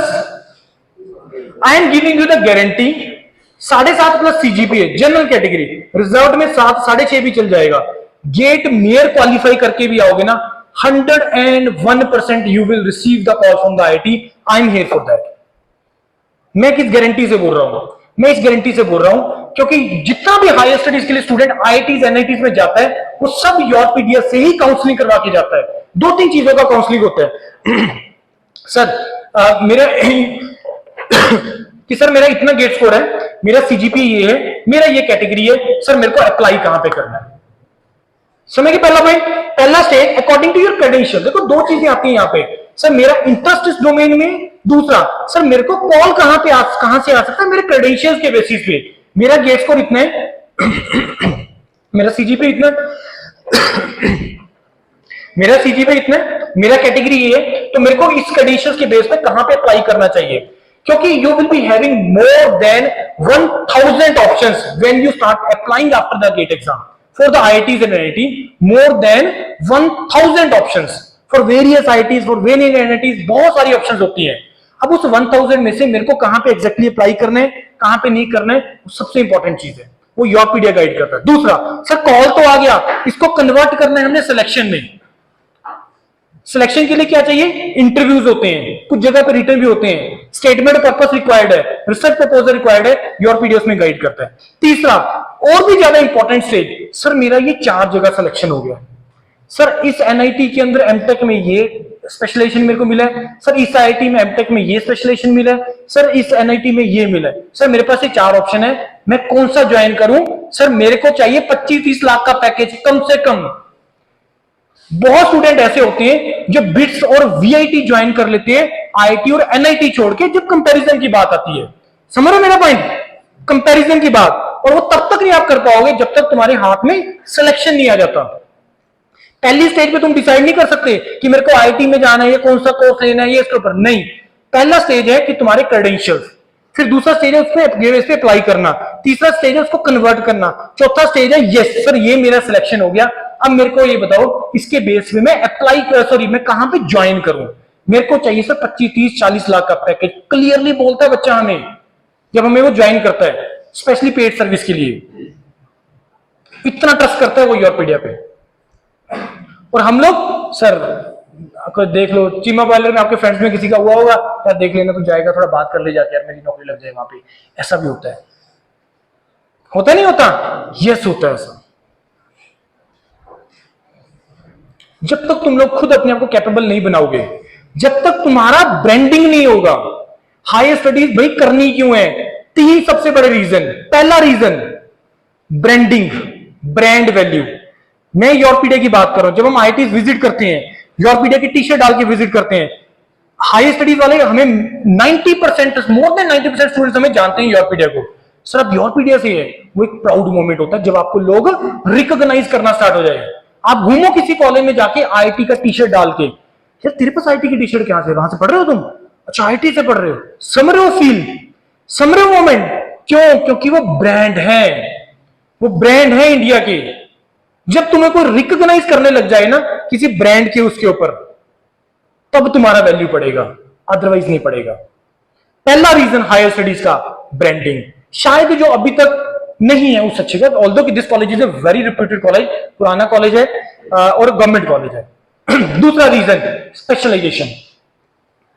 जब तक तुम्हारे पास स्पेशलाइजेशन नहीं होगा, जब तक तुम्हारे पास स्पेशलाइजेशन होगा नहीं होगा। आईटी मंडी में बहुत सारे स्टूडेंट्स ऐसे हैं जो ये आपका अटल टनल बनी है ना जो आपकी, उसके ऊपर काम कर रहे हैं, उसके ऊपर जो नेचुरल हजार्डस के बेसिस के ऊपर क्या उसमें चेंजेस आ सकते हैं, क्या हो सकता है, उसके ऊपर काम चल रहा है। अब सोचो पहले के टाइम पे रिसर्च कैसे होती थी।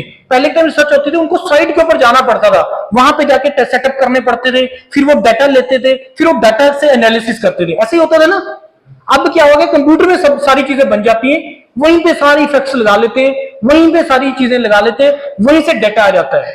अब अगेन पॉइंट यहां पे ये है, अब वो प्रॉब्लम डाटा की नहीं है, अब आगे कि भाई डाटा तो आगे, इसके बेस पे मेरे को ये बताओ कि मैं उसको बचा कैसे सकूंगा कि अगर सपोज कल को कुछ भी हो जाए। समझ रहे हो पॉइंट, नहीं समझ रहे हो? वीडियो पड़ा है यूट्यूब के ऊपर, योरपीडिया प्लेटफॉर्म पे, आईटी मंडी के स्टूडेंट का पड़ा है, सॉरी आईटी मंडी के स्टूडेंट का जो इस अटल टनल के प्रोजेक्ट पे काम करना, उसको सुनना, उसने बहुत अच्छे तरीके से एक्सप्लेन किया है, सुनना उसको।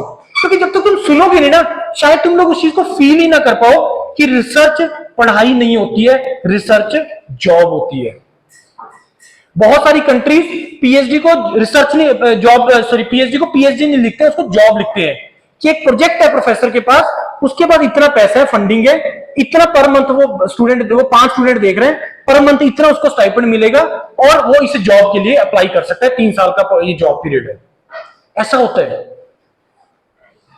70-80 हजार रुपए दे रहा है इंडिया के अंदर, यूएस में, फॉरेन में तो डॉलर्स में है, 3-3, 4-4 हजार पर मंथ का यूएस डॉलर का स्कॉलरशिप।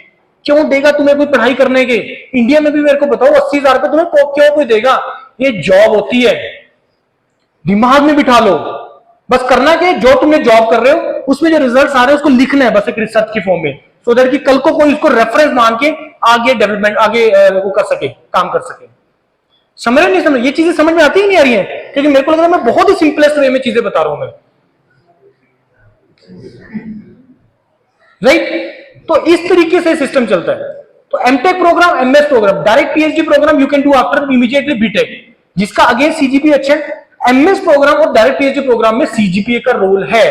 एमटेक में जो प्योरली जो सिलेक्शन होता है वो प्योरली गेट स्कोर के बेस पे होता है, लेकिन जो एमएस और डायरेक्ट पीएचडी में सीजीपीए का रोल है। तभी मैं इतनी डैम श्योर गारंटी के साथ तुम्हें बता रहा हूं कि जिसका सीजीपीए 7.5+ है और गेट मेयर क्वालिफाई भी आओगे, 30 नंबर लेके भी आओगे, 101% you will receive call from the IT. लेकिन वो हम बताएंगे अप्लाई कहां पे करना है। सर आप तो कहीं पे भी अप्लाई करवा दोगे। फिर मेरा क्वेश्चन ये होगा कि आईटी के अंदर कोई कोर्स ऐसे ही चल रहा है कोई भी? हर जगह प्लेसमेंट अपॉर्चुनिटीज अवेलेबल है। अब मेरे को ये बताओ, अभी कल परसों कॉल आया था स्टूडेंट का, क्योंकि इंटरव्यू के लिए Yourpedia is India's biggest platform. NIT से वो, एनआईटी सूरतकल में एनवायरमेंट में वो एमटेक कर रहे हैं। सर यहाँ पे टाटा आ रही है प्लेसमेंट के लिए। अब टाटा का एनवायरमेंट के साथ क्या रिलेशन है, आपको क्या लगता है? और ये आने वाले टाइम के अंदर इसका बहुत ज्यादा वैल्यू पड़ने वाला है एनवायरमेंट डोमेन का, इंडिया जैसी कंट्री के अंदर बहुत ज्यादा, राइट? ऐसे और बहुत डोमेन्स हैं। आईटी जोधपुर में देखो खोल के उनकी वेबसाइट कि क्या उन्होंने स्पेशलाइज, उसमें तो और कुछ रहा ही नहीं है। आईटी हैदराबाद में जितने भी कोर्सेज हैं, एंटरप्रेन्योरशिप के ऊपर कोर्सेज हैं, मैनेजमेंट डोमेन्स के ऊपर कोर्सेज हैं, मतलब कोर तो कोर रहा ही नहीं है। मैकेनिकल वाला वो कार को बना बना के काम नहीं कर रहा है, उसको सब सारे टूल्स, उसको सारी आने चाहिए चीजें। इस तरीके से काम चल रहा है इसके लिए, राइट? तो ये 3 प्रोग्राम है हायर स्टडीज में, टेक्निकल डोमेन में।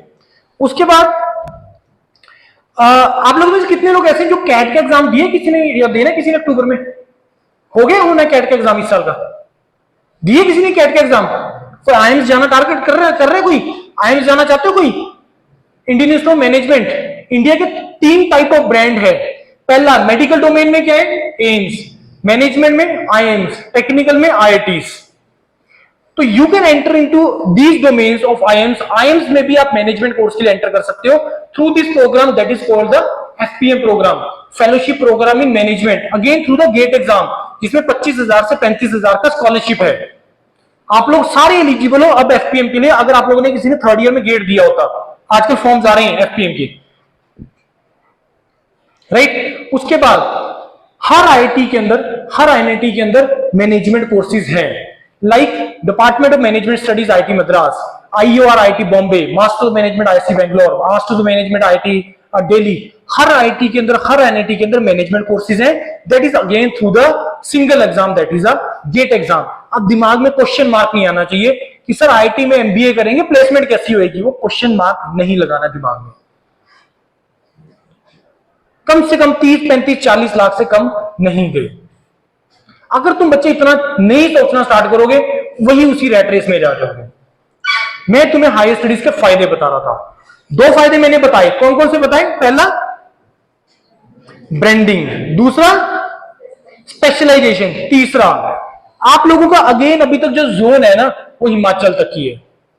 अब सोच के देखो कि यहां पे पंजाब का बच्चा भी होता, साउथ इंडिया का बच्चा भी होता, यूपी बिहार का बच्चा भी होता, वेस्ट बंगाल का बच्चा भी होता, नेपाल का भी होता, सारी का होता, तो आपको नहीं लगता कि आपकी लर्निंग या आपका जो इकोसिस्टम है थोड़ा सा वो चेंज होता?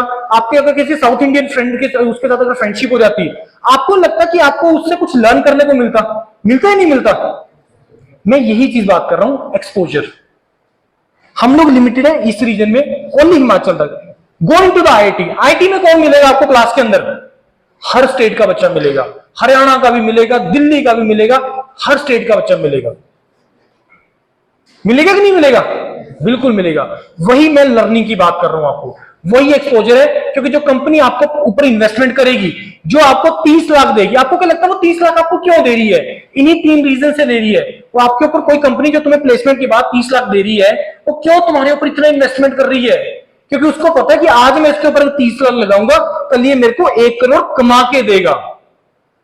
क्यों? रीजन 3 है भाई, स्पेशलाइज्ड बंदा अपनी डोमेन का। सबसे इंपॉर्टेंट चीज ब्रांड के कारण तो वो वहां पे पहुंच गया प्लेसमेंट के लिए। तीसरा, इसको हर चीज का नॉलेज है, हर चीज का नॉलेज है कि साउथ इंडियन कैसे सोचता है, यूपी बिहार का बच्चा कैसे सोचता है। अगर मेरे को कोई प्रोडक्ट डेडिकेटेड यूपी बिहार के बच्चे के लिए लॉन्च करना है तो क्या चीजें मेरे को उसमें ऑफर्स डालनी है, अगर साउथ इंडियन के लिए करना है तो किस तरह की मेरे को एड्स बनानी है, किस तरीके से मेरे को करना है, ये चीजें मैटर करती हैं। Exposure. Now when you go abroad, कौन होगी आपकी क्लास में? इंडिया का भी होगा, चाइना का भी होगा, जापान का भी होगा, ऑलमोस्ट हर कंट्री से होगा ही नहीं होगा? अब सोचो, एक्सपोजर का लेवल और बढ़ जाएगा, ब्रांडिंग और बढ़ जाएगी। यही चीज मैं आपको बात कर रहा हूं। अब यहां पे कहीं पे भी मैंने आपको जॉब की बात नहीं की, वो तो अल्टीमेट गोल है ही है, वो तो पहुंच ही जाना है। पैसा तो अल्टीमेटली गोल है ही है, वो तो आ ही जाना है। लेकिन अगर तुम्हारे पास ये 3 चीजें हैं, ब्रांडिंग, एक्सपोजर और स्पेशलाइजेशन, बहुत बहुत अच्छा तुम्हारा करियर रहने वाला है। अदरवाइज अगर 8-10 लाख से सेटिस्फाइड हो, अगर देखो गवर्नमेंट जॉब किसको करनी चाहिए, पब्लिक सेक्टर में किसको जाना चाहिए? जो चाहते हैं ठीक है सर, वर्क लाइफ बैलेंस हो, ठीक है, आराम भी करना है सर, शाम को 8 घंटे की जॉब है, सफिशिएंट है, बच्चों के साथ खेलना भी है, सैटरडे संडे छुट्टी भी चाहिए। अगर कुछ ऐसा चाहिए लाइफ में, कोई एक्साइटमेंट ही नहीं है कि कहीं बाहर भी जाए यार, कहीं अदर कंट्रीज में भी घूमे, कुछ टेक्नोलॉजी के साथ खेलने, थोड़ा टेक्नोलॉजी के साथ कैसे चीजें एग्जिस्ट करती हैं, अगर ऐसा कोई क्रेज नहीं ना है तुम्हारे लिए, then only you should go for the government job और the public sector. Otherwise, if you want to do something for your country, for yourself, for the ecosystem, to get it changed, तुम्हें यहां से बाहर निकलना है। और वो तभी होगा, तभी तुम्हारे ऊपर वो कोई इन्वेस्टमेंट करेगा। 3 चीजें अगेन मैंने आपको तुम्हें बता दिया। 20, 25, 30 लाख कुछ नहीं है, कुछ भी बड़ी फिगर नहीं है ये। थोड़ा बड़ा सोचना स्टार्ट करो, जितना हो सके बड़ा सोचोगे उतना तुम्हारा फायदा होगा ना। फॉरेन यूनिवर्सिटीज, आपको पता है कि गेट के थ्रू तुम फॉरेन के लिए अप्लाई कर सकते हो। 5 यूनिवर्सिटीज हैं। कौन कौन सी है वो universities?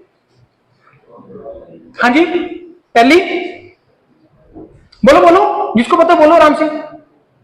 NTU Singapore, Nanyang technical university Singapore, national university of Singapore, RWTH Germany, technical university of Munich, Cranfield UK.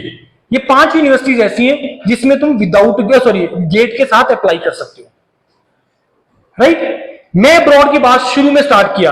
आप लोगों में से कितने लोग हैं जो अब्रॉड जाना चाहते हो? जो अब्रॉड जाना चाहते हो स्टडीज के लिए, not for the sake of going. जिस तरीके से जा रहे हैं हम लोग, यार जरूर करना ट्राई अब्रॉड। अगर तुम्हें मौका मिले ना कभी अब्रॉड जाके स्टडीज करने का, जरूर करना। रीजंस अगेन मैंने आपको बता दिए। International exposure, international exposure. अगर तुम कभी एक घूमने के लिए भी कहीं पे 1 हफ्ते के लिए कहीं पे जाओ ना, तब भी तुम लोग बहुत लर्न करके आओगे वहां से। और सोच के देखो, अगर तुम वहां पे साल 2 साल लगा लो और उन लोगों के साथ लगा लो जो कि मतलब जो जहां पे पहुंचने के लिए बहुत एफर्ट किया उन्होंने, बहुत उनके पास मतलब एक लेवल है उन बच्चों का, वो तुम्हें लर्न करवाएगा। और जब तुम वापस आके यहाँ पे बोलोगे मेरे रिज्यूमे के ऊपर, सर मैंने आईआईटी से ये किया है, मैंने इस प्रोफेसर के अंडर ये किया है, मैंने ये किया है, वो तुम्हें वैल्यू करेगा, वो तुम्हें वैल्यू करेगा, वो तुम्हें पैसा देगा। यहां पे सैलरीज क्या है, थाउजेंड्स में या लैक्स के अंदर। फॉरेन के अंदर यूएसए वगैरह के अंदर तो लैक्स ऑफ डॉलर्स के अंदर सैलरीज हैं। हम लोग तो बहुत छोटा सोच के बैठे हैं, बहुत ही छोटा, क्योंकि हमारा वो जोन है ना जो उससे बियॉन्ड सोचने नहीं देता हमें। तो मैं आपको चीजें बता रहा था अब्रॉड के लिए।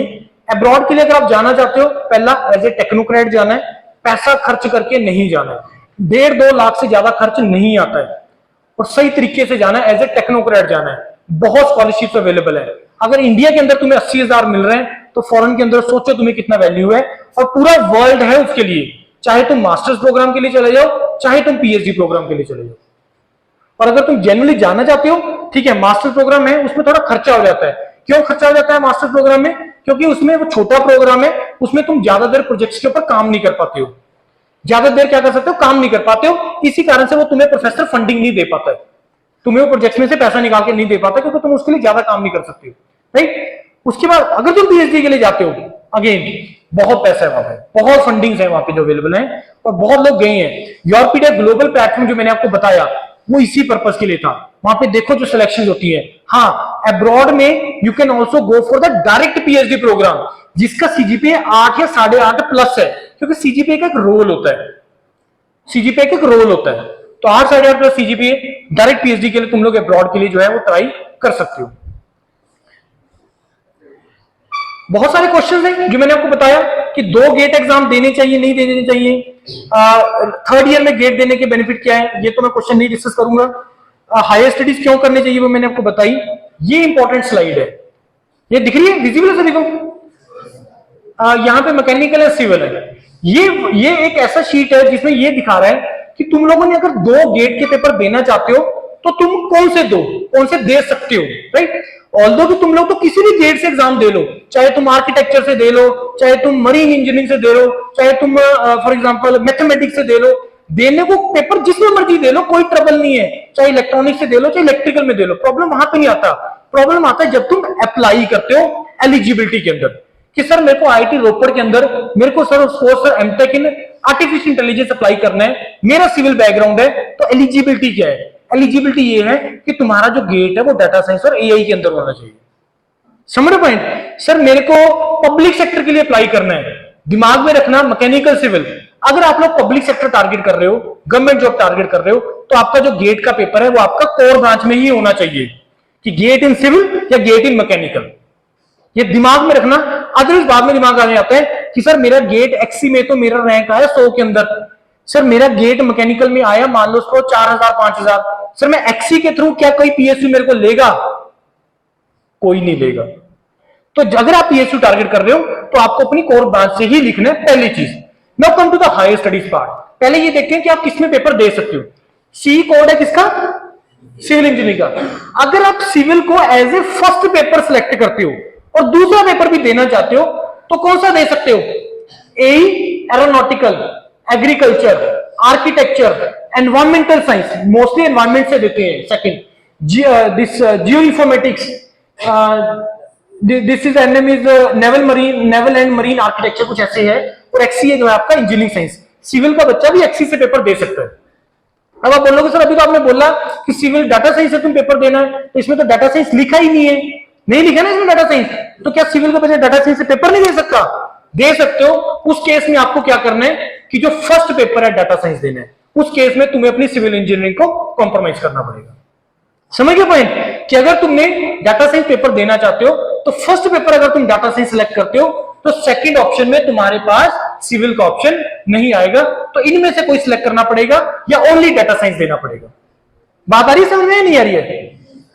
मैकेनिकल कहां है? ये रहा mechanical first paper, AE, aeronautical, data science, instrumentation, naval marine and architecture, production, XE, engineering sciences. इससे पेपर चूज कर सकते हो, अदरवाइज कंपल्सरी नहीं है 2 पेपर चूज करना, एक से भी दे सकते हो। अब सर किस बेस पे डिसाइड करें कि कौन सा पेपर देना है? पहला चीज तो मैंने आपको बता दिया कि अगर तो आप गवर्नमेंट जॉब या पब्लिक सेक्टर टारगेट कर रहे हो तो अपने कोर ब्रांच से ही पेपर देने हैं। दूसरा, अगर आप चाहते हो सर मेरे को इंटरडिसिप्लिनरी डोमेन में जाना है, स्पेशली डाटा साइंस, ए और एमएल ही यही डोमेन्स देखनी है, then you write the GATE paper in the data science only. लेकिन सर मेरे को डाटा साइंस के साथ साथ और ऑप्शंस भी ओपन करनी है हायर स्टडीज की डोमेन में, then you can write with the other exam. Sir मेरे को civil engineer, being the civil engineer मेरे को डिजाइन वाली डोमेन में जाना है। ऑब्वियस है तुम्हें या सिविल से पेपर देना पड़ेगा या एक्सी से पेपर देना पड़ेगा। एक्सी अभी यहाँ पे सभी मैकेनिकल सिविल से हैं। एक्सी में क्या होता है भाई? इंजीनियरिंग साइंसेज में, इंजीनियरिंग साइंसेज में क्या होता है, 30 नंबर तो कॉमन है मैथ और क्वांट रीजनिंग इंग्लिश के, तो 70 नंबर बच गए। उस 70 नंबर के लिए आपके पास 4 सब्जेक्ट्स हैं, solid mechanics, fluid mechanics, thermodynamics, material science. इन 4 में से तुम लोग 2 सब्जेक्ट सिलेक्ट करने होते हैं, वो 35-35 नंबर के आते हैं। समझ में आ रही है बात? नहीं आ रही है? आ रही है समझ में कि अगर तुमने एक्सी से पेपर देना है तो अब तुमने जो एक्सी सिलेक्ट किया, फॉर एग्जांपल सिविल वाले के पास तो एक ही ऑप्शन बचती है कि वो सॉलिड मैकेनिक्स और फ्लूइड मैकेनिक्स से साथ ही दे सकता है, क्योंकि आप लोग मटेरियल साइंस नहीं पढ़ते हो, क्योंकि आप लोग थर्मोडायनेमिक्स नहीं पढ़ते। लेकिन मैकेनिकल वाला बाकी कॉम्बिनेशन से अप्लाई कर सकता है। तो जिस कॉम्बिनेशन के साथ आप अप्लाई करोगे, तो जब तुम हाई स्टडीज के लिए अप्लाई करोगे तो तुम सिर्फ उसी कॉम्बिनेशन के लिए आप एलिजिबल होते हो उन्हीं डोमेन्स में अप्लाई करने के लिए। मतलब अगर आप फ्लूइड और थर्मल अप्लाई के साथ करते हो तो तुम डिजाइन में एलिजिबल नहीं होते हो अप्लाई करने के लिए। अगर तुम गेट सिविल वाले एनवायरमेंट से देते हो, क्योंकि उसमें कोई डिजाइन का सब्जेक्ट नहीं है, उसमें तुमने कोई स्टॉर्म नहीं पढ़ना, आरसीसी नहीं पढ़ना, स्ट्रक्चर नहीं पढ़ना, स्टील नहीं पढ़ना, डिजाइन वाला कोई सब्जेक्ट नहीं पढ़ना, तो इट मींस कि तुम डिजाइन वाले सब्जेक्ट्स में अप्लाई करने के लिए एलिजिबल नहीं हो। तुम सिर्फ एनवायरमेंटल साइंस के लिए अप्लाई कर सकते हो, वाटर वाले के लिए अप्लाई कर सकते हो और इंटरडिसिप्लिनरी के लिए भी अप्लाई कर सकते हो। समझ रहे हो मेरा पॉइंट? कि आप जैसे जियो इंफॉर्मेटिक्स के लिए अप्लाई कर सकते हो, आप लोग डेटा साइंस के लिए अप्लाई कर सकते हो, आप लोग ओशियन के लिए अप्लाई कर सकते हो, रॉक इंजीनियरिंग के लिए अप्लाई कर सकते हो, तो इनके लिए आप लोग एलिजिबल होते हैं। समझने की पॉइंट है नहीं? तो किस बेस पे डिसाइड करना वो मैंने आपको बता दिया। बाकी अब आप अपने इंटरेस्ट के हिसाब से डिसाइड कर सकते हो कि मेरे को किस डोमेन में देना चाहिए। मेरी तरफ से आप सभी को एक रिक्वेस्ट है कि सभी लोग गेट का पेपर दो। अगले 3 महीने, 3-3.5 महीने जो है उसमें अच्छे तरीके से तैयारी करो। तैयारी करने का मैं स्ट्रेटेजी बहुत सिंपल मैं आपको बता रहा हूं। अभी जितना टाइम बचा है ना, अब यहां पे क्या करना है, ऑब्वियसली ट्राई मत करना कि मैं सिलेबस पूरा पढ़ लूंगा, नहीं हो पाएगा। पहला पॉइंट 30 नंबर सबसे इंपॉर्टेंट, 15 नंबर का मैथ, उसके बाद 15 नंबर का क्वांट रीजनिंग इंग्लिश। इस 30 नंबर को इस तरीके से प्रिपेयर करो कि मेरे कम से कम उसमें 20-22 नंबर आ जाए। विजय त्यागी सर ने यहाँ पे मैथमेटिक्स करवाया यूरोपिया पे, जबरदस्त मैथमेटिक्स, उससे बियॉन्ड आता ही नहीं है।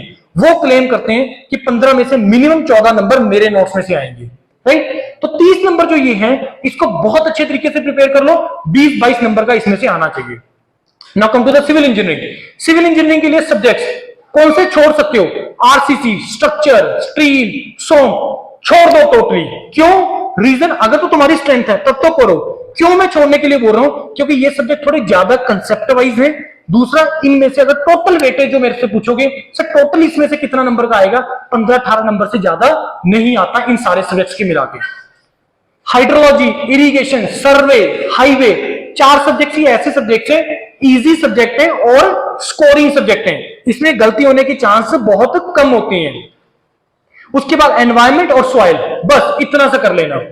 Environment, soil, hydrology, irrigation, highway, survey, और साथ में अगर आप ओपन चैनल फ्लो ऐड कर सको तो इतना सा कर लेना। Believe me, plus math, quant, reasoning, English, इतना सा कर लेना। इसका टोटल वेटेज आप मिलाओगे तो 65 से 70 नंबर का है, और 65 से 70 नंबर में से यू कैन इजीली स्कोर 40 से 45। सर ये तो आपने बता दिया ये करने, अब ये करने कैसे है?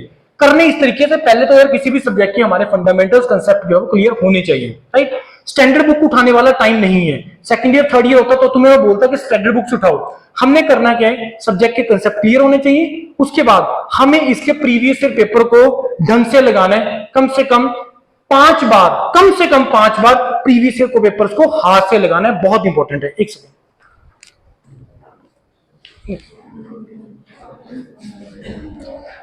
तो ये जो इसके प्रीवियस ईयर पेपर्स हैं उसको बहुत अच्छे तरीके से लगाना है, ढंग से लगाना है। समझ गए पॉइंट? मैकेनिकल पे आ जाओ। Mechanical again, mathematics, quant, reasoning, English, 30 में से 20-22 number easily you can score. बच्चे मैं बहुत कॉन्फिडेंटली, पता क्यों बोल रहा हूं? क्योंकि तुम्हारे पास मौका है, क्योंकि जो गेट में अपीयर होने वालों का नंबर है वो 12 लाख से ड्रॉप करके पिछले साल 4.5 लाख आ गया है। और 4.5 लाख में थर्ड ईयर का बच्चा भी लिख रहा है जो अप्लाई नहीं कर सकता कहीं पे भी। और उसमें भी बहुत बच्चे ऐसे हैं जो 2 बार गेट का पेपर दे रहे हैं। बहुत ही ज्यादा कम नंबर ऑफ स्टूडेंट्स हैं जो अप्लाई कर रहे हैं गेट के लिए। फिर उसमें परसेंटेज ऑफ स्टूडेंट कितना क्वालिफाई कर रहा है। सीटें खाली रह रही हैं आईटी के अंदर, पब्लिक सेक्टर के अंदर सीटें खाली रह रही हैं। पब्लिक सेक्टर का एक टाइम था जब वो साल 2 साल पीछे चले जाओ कि वो सिर्फ उसी साल का गेट स्कोर लेते थे। अब वो पिछले 3-3 साल का गेट स्कोर के बेस पे अप्लाई करवाना स्टार्ट कर दिए क्योंकि स्टूडेंट नहीं है। बात समझ में आ रही कि नहीं आ रही है? बहुत ही ज्यादा एंटर करना। मैं बोल रहा हूं सारे गेट का पेपर दो, प्रायोरिटी डिसाइड करना होता है, चीजों को प्रायोरिटाइज करना होता है। 4 साल हो गया यार कॉलेज, तो अभी तक तुम समझ गए होंगे कि कॉलेज के एग्जाम कैसे देने। एक साल पहले ही सर को पढ़ोगे, इतना पढ़ोगे, सफिशिएंट नंबर ले लोगे। लेकिन चीजों को होते प्रायोरिटी के बेस पे। अब वो टाइम निकल गया तुम्हारा इंजॉयमेंट वाला, निकल गया वो 4 साल। अब टाइम आ गया यार तुम्हें अपने करियर के बारे में, तुम्हें अपने बारे में सोचना पड़ेगा। अगर नहीं करोगे तो पीछे रह जाओगे। रैट रेस से बाहर आना पड़ेगा, अपना एक नया ट्रेंड चलाना पड़ेगा। और you can easily do that, you can easily do that. Mechanical की बात कर रहा था, मैकेनिकल में अगेन तुम डिजाइन वाले सब्जेक्ट छोड़ सकते हो, सॉन्ग छोड़ सकते हो, मशीन डिजाइन छोड़ सकते हो, आप वाइब्रेशन छोड़ सकते हो, इंडस्ट्रियल छोड़ सकते हो। बाकी ऑल्दो देखो तुम्हारी अपनी प्रिपरेशन है, तुम्हारी स्ट्रेंथ है किस डोमेन में है, उसको अकॉर्डिंगली फॉलो करो। अगर तुम्हें थर्मल डोमेन डिफिकल्ट लगता है तो पूरा थर्मल छोड़ दो, बाकी सारा अच्छे तरीके से करो। अगर तुम्हें लगता है डिजाइन मेरे लिए डिफिकल्ट है, पूरा डिजाइन छोड़ दो, बाकी अच्छे तरीके से करो। अगर मैं ये बोल रहा हूं कि बाकी अच्छे तरीके से करो, फिर उसमें ये नहीं होना चाहिए कि हाईवे में भी ये देखो कि कौन सा मैं छोड़ सकता हूं, नहीं, फिर तो उसी चक्कर में पड़ जाओगे यार, फिर नहीं बात बनेगी। या ये देख रहे हो कि अगर मैंने इसको थर्मल छोड़ दिया, प्रोडक्शन में मैं ये देखूं कि कौन सा मैं छोड़ सकता हूं, इससे काम नहीं होगा बच्चे, इससे काम नहीं होगा। प्रीवियस ईयर क्वेश्चंस, अच्छा मैं एक और चीज दे रहा हूं, मैं आपको एक और बता रहा हूं मैं। अगर तुमने प्रीवियस ईयर क्वेश्चन, बाकी कुछ नहीं किया, प्रीवियस ईयर क्वेश्चन हाथ से 10 बार लगा के चलेगी ना 2001 से लेके 2023 तक, मैं आपको गारंटी दे रहा हूं you can easily score 30+ marks. Previous year question 10 बार। और एक हमारा एनपीटेल का बुक है, मैंने आपके प्रोफेसर को दिया है, उस एनपीटेल के क्वेश्चन जो आईटी के प्रोफेसर के बनाए हुए हैं। लेकिन अदरवाइज बच्चे पीछे रह जाओगे रैट रेस में, मैं बता रहा हूं। ऑलरेडी पंजाब, हिमाचल ये वैसे बहुत ज्यादा पीछे है पढ़ाई के मामले में। हम लोग पैसा खर्च करके बाहर चले जाएंगे पढ़ने के लिए, हम लोग एफर्ट नहीं करेंगे। है या नहीं? ऐसा ही सिस्टम है कि नहीं ऐसा? जो फैक्ट है फैक्ट है, और कड़वा भी होता है, ट्रूथ इज बिटर ना, राइट? तो ये वो सारी अपॉर्चुनिटीज हैं जो तुम्हारे पास हैं। प्रिपरेशन स्ट्रेटेजी मैंने तुम्हें बता दिया।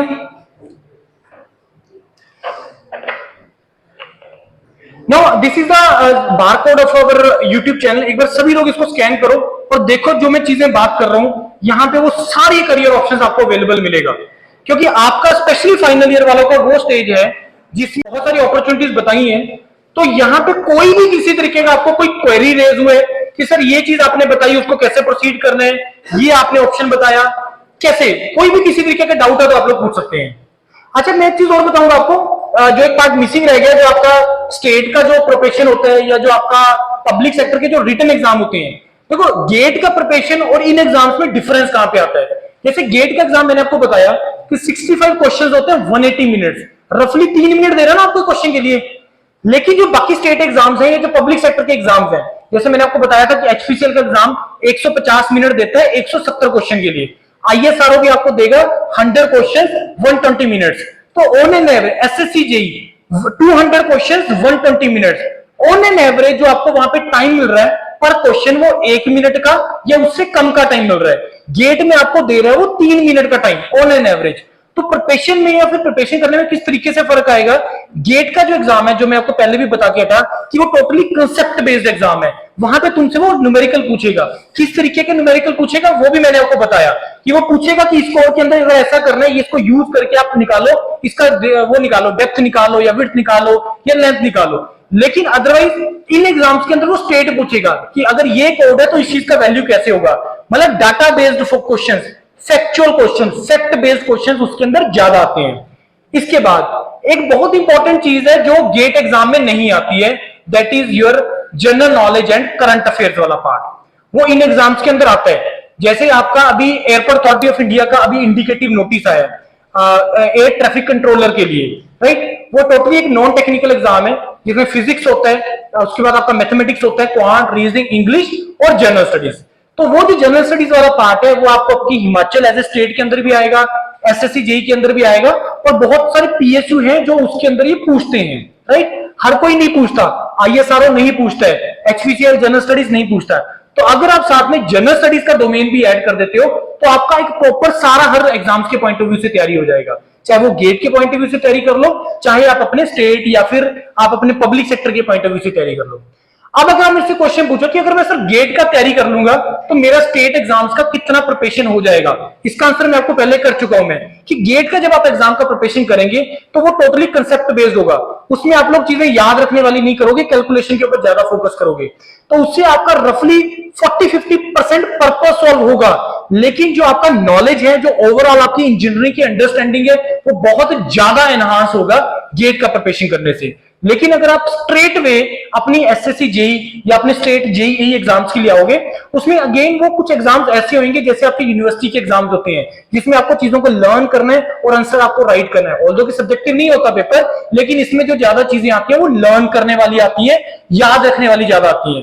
तो उल्टा इसमें कितना पर्पस सॉल्व होगा गेट का, वो 10-20% है, उसमें अंडरस्टैंडिंग नहीं बनेगा शायद आपका इंजीनियरिंग का। गेट के एग्जाम देने से आपकी इंजीनियरिंग का अंडरस्टैंडिंग बनेगा, उससे आपका सिर्फ एग्जाम क्वालिफाई होगा कि जिसमें तुम ठीक है, तुम्हारा एग्जाम क्वालिफाई होगा, तुम जूनियर इंजीनियर लग गए या असिस्टेंट इंजीनियर लग गए या फिर फील्ड ऑफिसर आप एसजेवीएन में आ गए आपका, तो उस तरीके से है। तो दोनों एग्जाम की जो प्रिपरेशन है वो डिफरेंट है। देखिए, स्टार्ट अगर आपको प्रिपरेशन करनी है वो गेट एग्जाम से स्टार्ट करनी है, जिससे तुम्हें तुम्हारी इंजीनियरिंग का जो है वो तुम्हारा नॉलेज बने कि और इंजीनियरिंग कैसे एग्जिस्ट करती है, इंजीनियरिंग किस तरीके से पढ़ी जाती है, वो तुम्हें गेट एग्जाम से ही पर्पस सॉल्व होगा।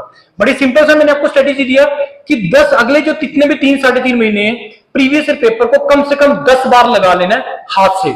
बाकी जिनका प्रिपरेशन कर रहे हैं जिस तरीके से वो करते रहे, और मेरे से अगर डिस्कस करना है वो कर लेना, क्योंकि आप मेरे को पता है कि आप पब्लिकली क्वेश्चन पूछने में थोड़ा हेजिटेट करते हो उस चीज के लिए।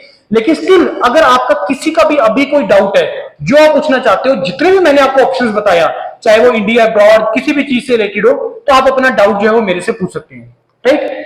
अच्छा, मेरे को ये भी जानना कि वो डाउट पूछने वाला फर्स्ट ब्रेव कौन होगा, क्योंकि पहला ब्रेव ही होता है ना जो खड़ा होकर पूछ सकना है। कोई ब्रेव?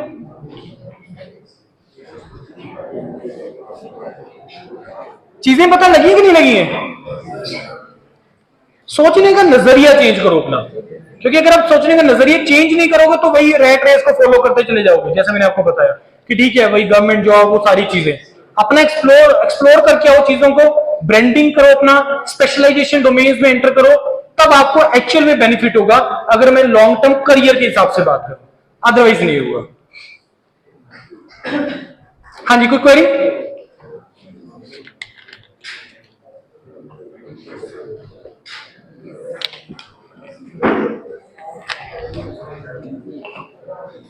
अच्छा, we are based in Chandigarh, हम लोग चंडीगढ़ बेस्ड है सेक्टर 34 में। आपको कोई एग्जाम्स का प्रिपरेशन करना हो कल को, या कोई डिस्कशन करना हो कभी चंडीगढ़ आके, और जितना भी कॉन्टेक्ट नंबर दिए हुए यहाँ पे या जितने भी प्लेटफॉर्म्स पे, चाहे वो इंजीनियर्स करियर पॉइंट का हो, चाहे वो योरपीडिया का हो, चाहे ग्लोबल का हो, हर जगह पे आपको मेरा ही कॉन्टेक्ट नंबर मिलेगा। मेरा नाम गुरविंदर है। आप लोग मेरे को स्ट्रेट कॉल कर सकते हैं डायरेक्टली, या मेरे को आके डिस्कशन भी कर सकते हैं directly, right. Any other query, कुछ भी आप पूछना चाहें? चलो लिख दिया, वो डिटेल्स भर दी सभी ने? हाँ, वो भर दो, और आप लोगों को व्हाट्सएप ग्रुप में ऐड करूंगा मैं। उसमें पेशेंस के साथ बैठना, क्योंकि वो जैसे जैसे अपॉर्चुनिटीज आएगी वैसे वैसे ही आपको पता लगेगा उसमें क्या क्या ऑप्शंस आप लोगों के पास आ रही हैं, और बहुत अपॉर्चुनिटीज हैं। और आप लोग उस स्टेज में एग्जिट होने वाले हो बीटेक से जब नेक्स्ट ईयर इलेक्शंस हैं। जब नेक्स्ट ईयर इलेक्शन है 2024 में, बहुत वैकेंसीज आना है, बहुत ज्यादा ह्यूज वैकेंसीज आ रहा है। और भी ज्यादा चीज क्या है जो मैं आपको बता चुका हूं कि कोर ब्रांच का स्टूडेंट नहीं है मार्केट के अंदर, स्पेशली मैकेनिकल ब्रांच का। तो आप लोगों के पास स्पेशली मैकेनिकल इंजीनियर के लिए बहुत बड़ा अपॉर्चुनिटी है। मैं आपको क्लियरली एक फिगर दिया, 40 नंबर लेके आओ गेट में, जनरल कैटेगरी, पब्लिक सेक्टर से कॉल आएगा, मेयर गेट क्वालिफाई करके आओ, you can enter into the IIT, right. और इन चैनल्स में कुछ सिलेक्शंस हैं, कुछ सक्सेस स्टोरीज हैं, उनको सुनना, देखना उन्होंने कैसे स्ट्रगल किया है, किस तरीके से उन्होंने चीजों को किया है, कैसे उन्होंने पीछे पड़े रहे पैशन के साथ कि सर मेरे को आईएसआरओ जाना है या मेरे को इस डोमेन में जाना है। तो ऐसे बहुत बहुत लोग हैं जो पड़े रहते हैं पैशन के साथ पीछे। ऐसे ही आप लोगों को भी पढ़ना है चीजों को पैशन के साथ। और एक चीज और याद रखना कि जितना भी आज चीजों का आपको मैंने बोला है, देर में भी चांस कि कोई ना कोई एक चीज आपके दिमाग में जरूर हिट किया होगा। उस चीज को आपने क्या करना है, घर जाके अपने कहीं ना कहीं कॉपी के ऊपर लिख लेना है और किसी को दिखाना मत, लेकिन आपको अपने आप को उसको डेली बेस पे देखना है कि मैंने आज ये डिसाइड करा है और मेरे को अल्टीमेटली करना है। मैंने अब्रॉड पीएचडी करने जाना है, मेरे को आईआईटी में मास्टर्स के लिए जाना है, मेरे को 50 लाख का पैकेज करना है, मेरे को ये चीज करनी है। जो भी मैंने आज आपको चीजें बताई कहीं ना कहीं लिख लेना और डेली खुद पढ़ना है और ज्यादा डिस्कशंस नहीं करनी है ऐसे पर्सन के साथ जो शायद आपको उस चीज के बारे में गाइड ना कर पाए अच्छे से। मतलब अगर किसी ऐसे बच्चे के साथ बात करोगे ना जाके कि जो अब्रॉड टारगेट कर रहा है और जब तुम उसको गेट की बात करोगे शायद वो तुम्हारा मैचिंग होगा ही नहीं, या तो तुम उसको पीछे खींचोगे या वो आपको पीछे खींचेगा। तो ऐसा कोई रिक्वायरमेंट नहीं है। अपना ग्रुप आइडेंटिफाई करो, ये ठीक है सर हमने स्टेट जेईई टारगेट किया है, हमने गेट टारगेट किया है, हमने इंजीनियरिंग सर्विसेज टारगेट किया है, ऐसे बहुत अपॉर्चुनिटी, हमने अब्रॉड टारगेट किया है। अपना ग्रुप बनाओ और आपस में डिस्कशंस करो जितना ज्यादा हो सकता है। कहीं पे भी कोई क्लैरिटी रिक्वायर्ड है, कहीं पे भी कोई डाउट आता है, you can straight way call me, you can straight way discuss with me. Right, चलो okay, thank you very much. बहुत मजा आया आप लोगों के साथ बात करके, आपने बहुत पेशेंस के साथ सुने और बहुत अच्छा लगा।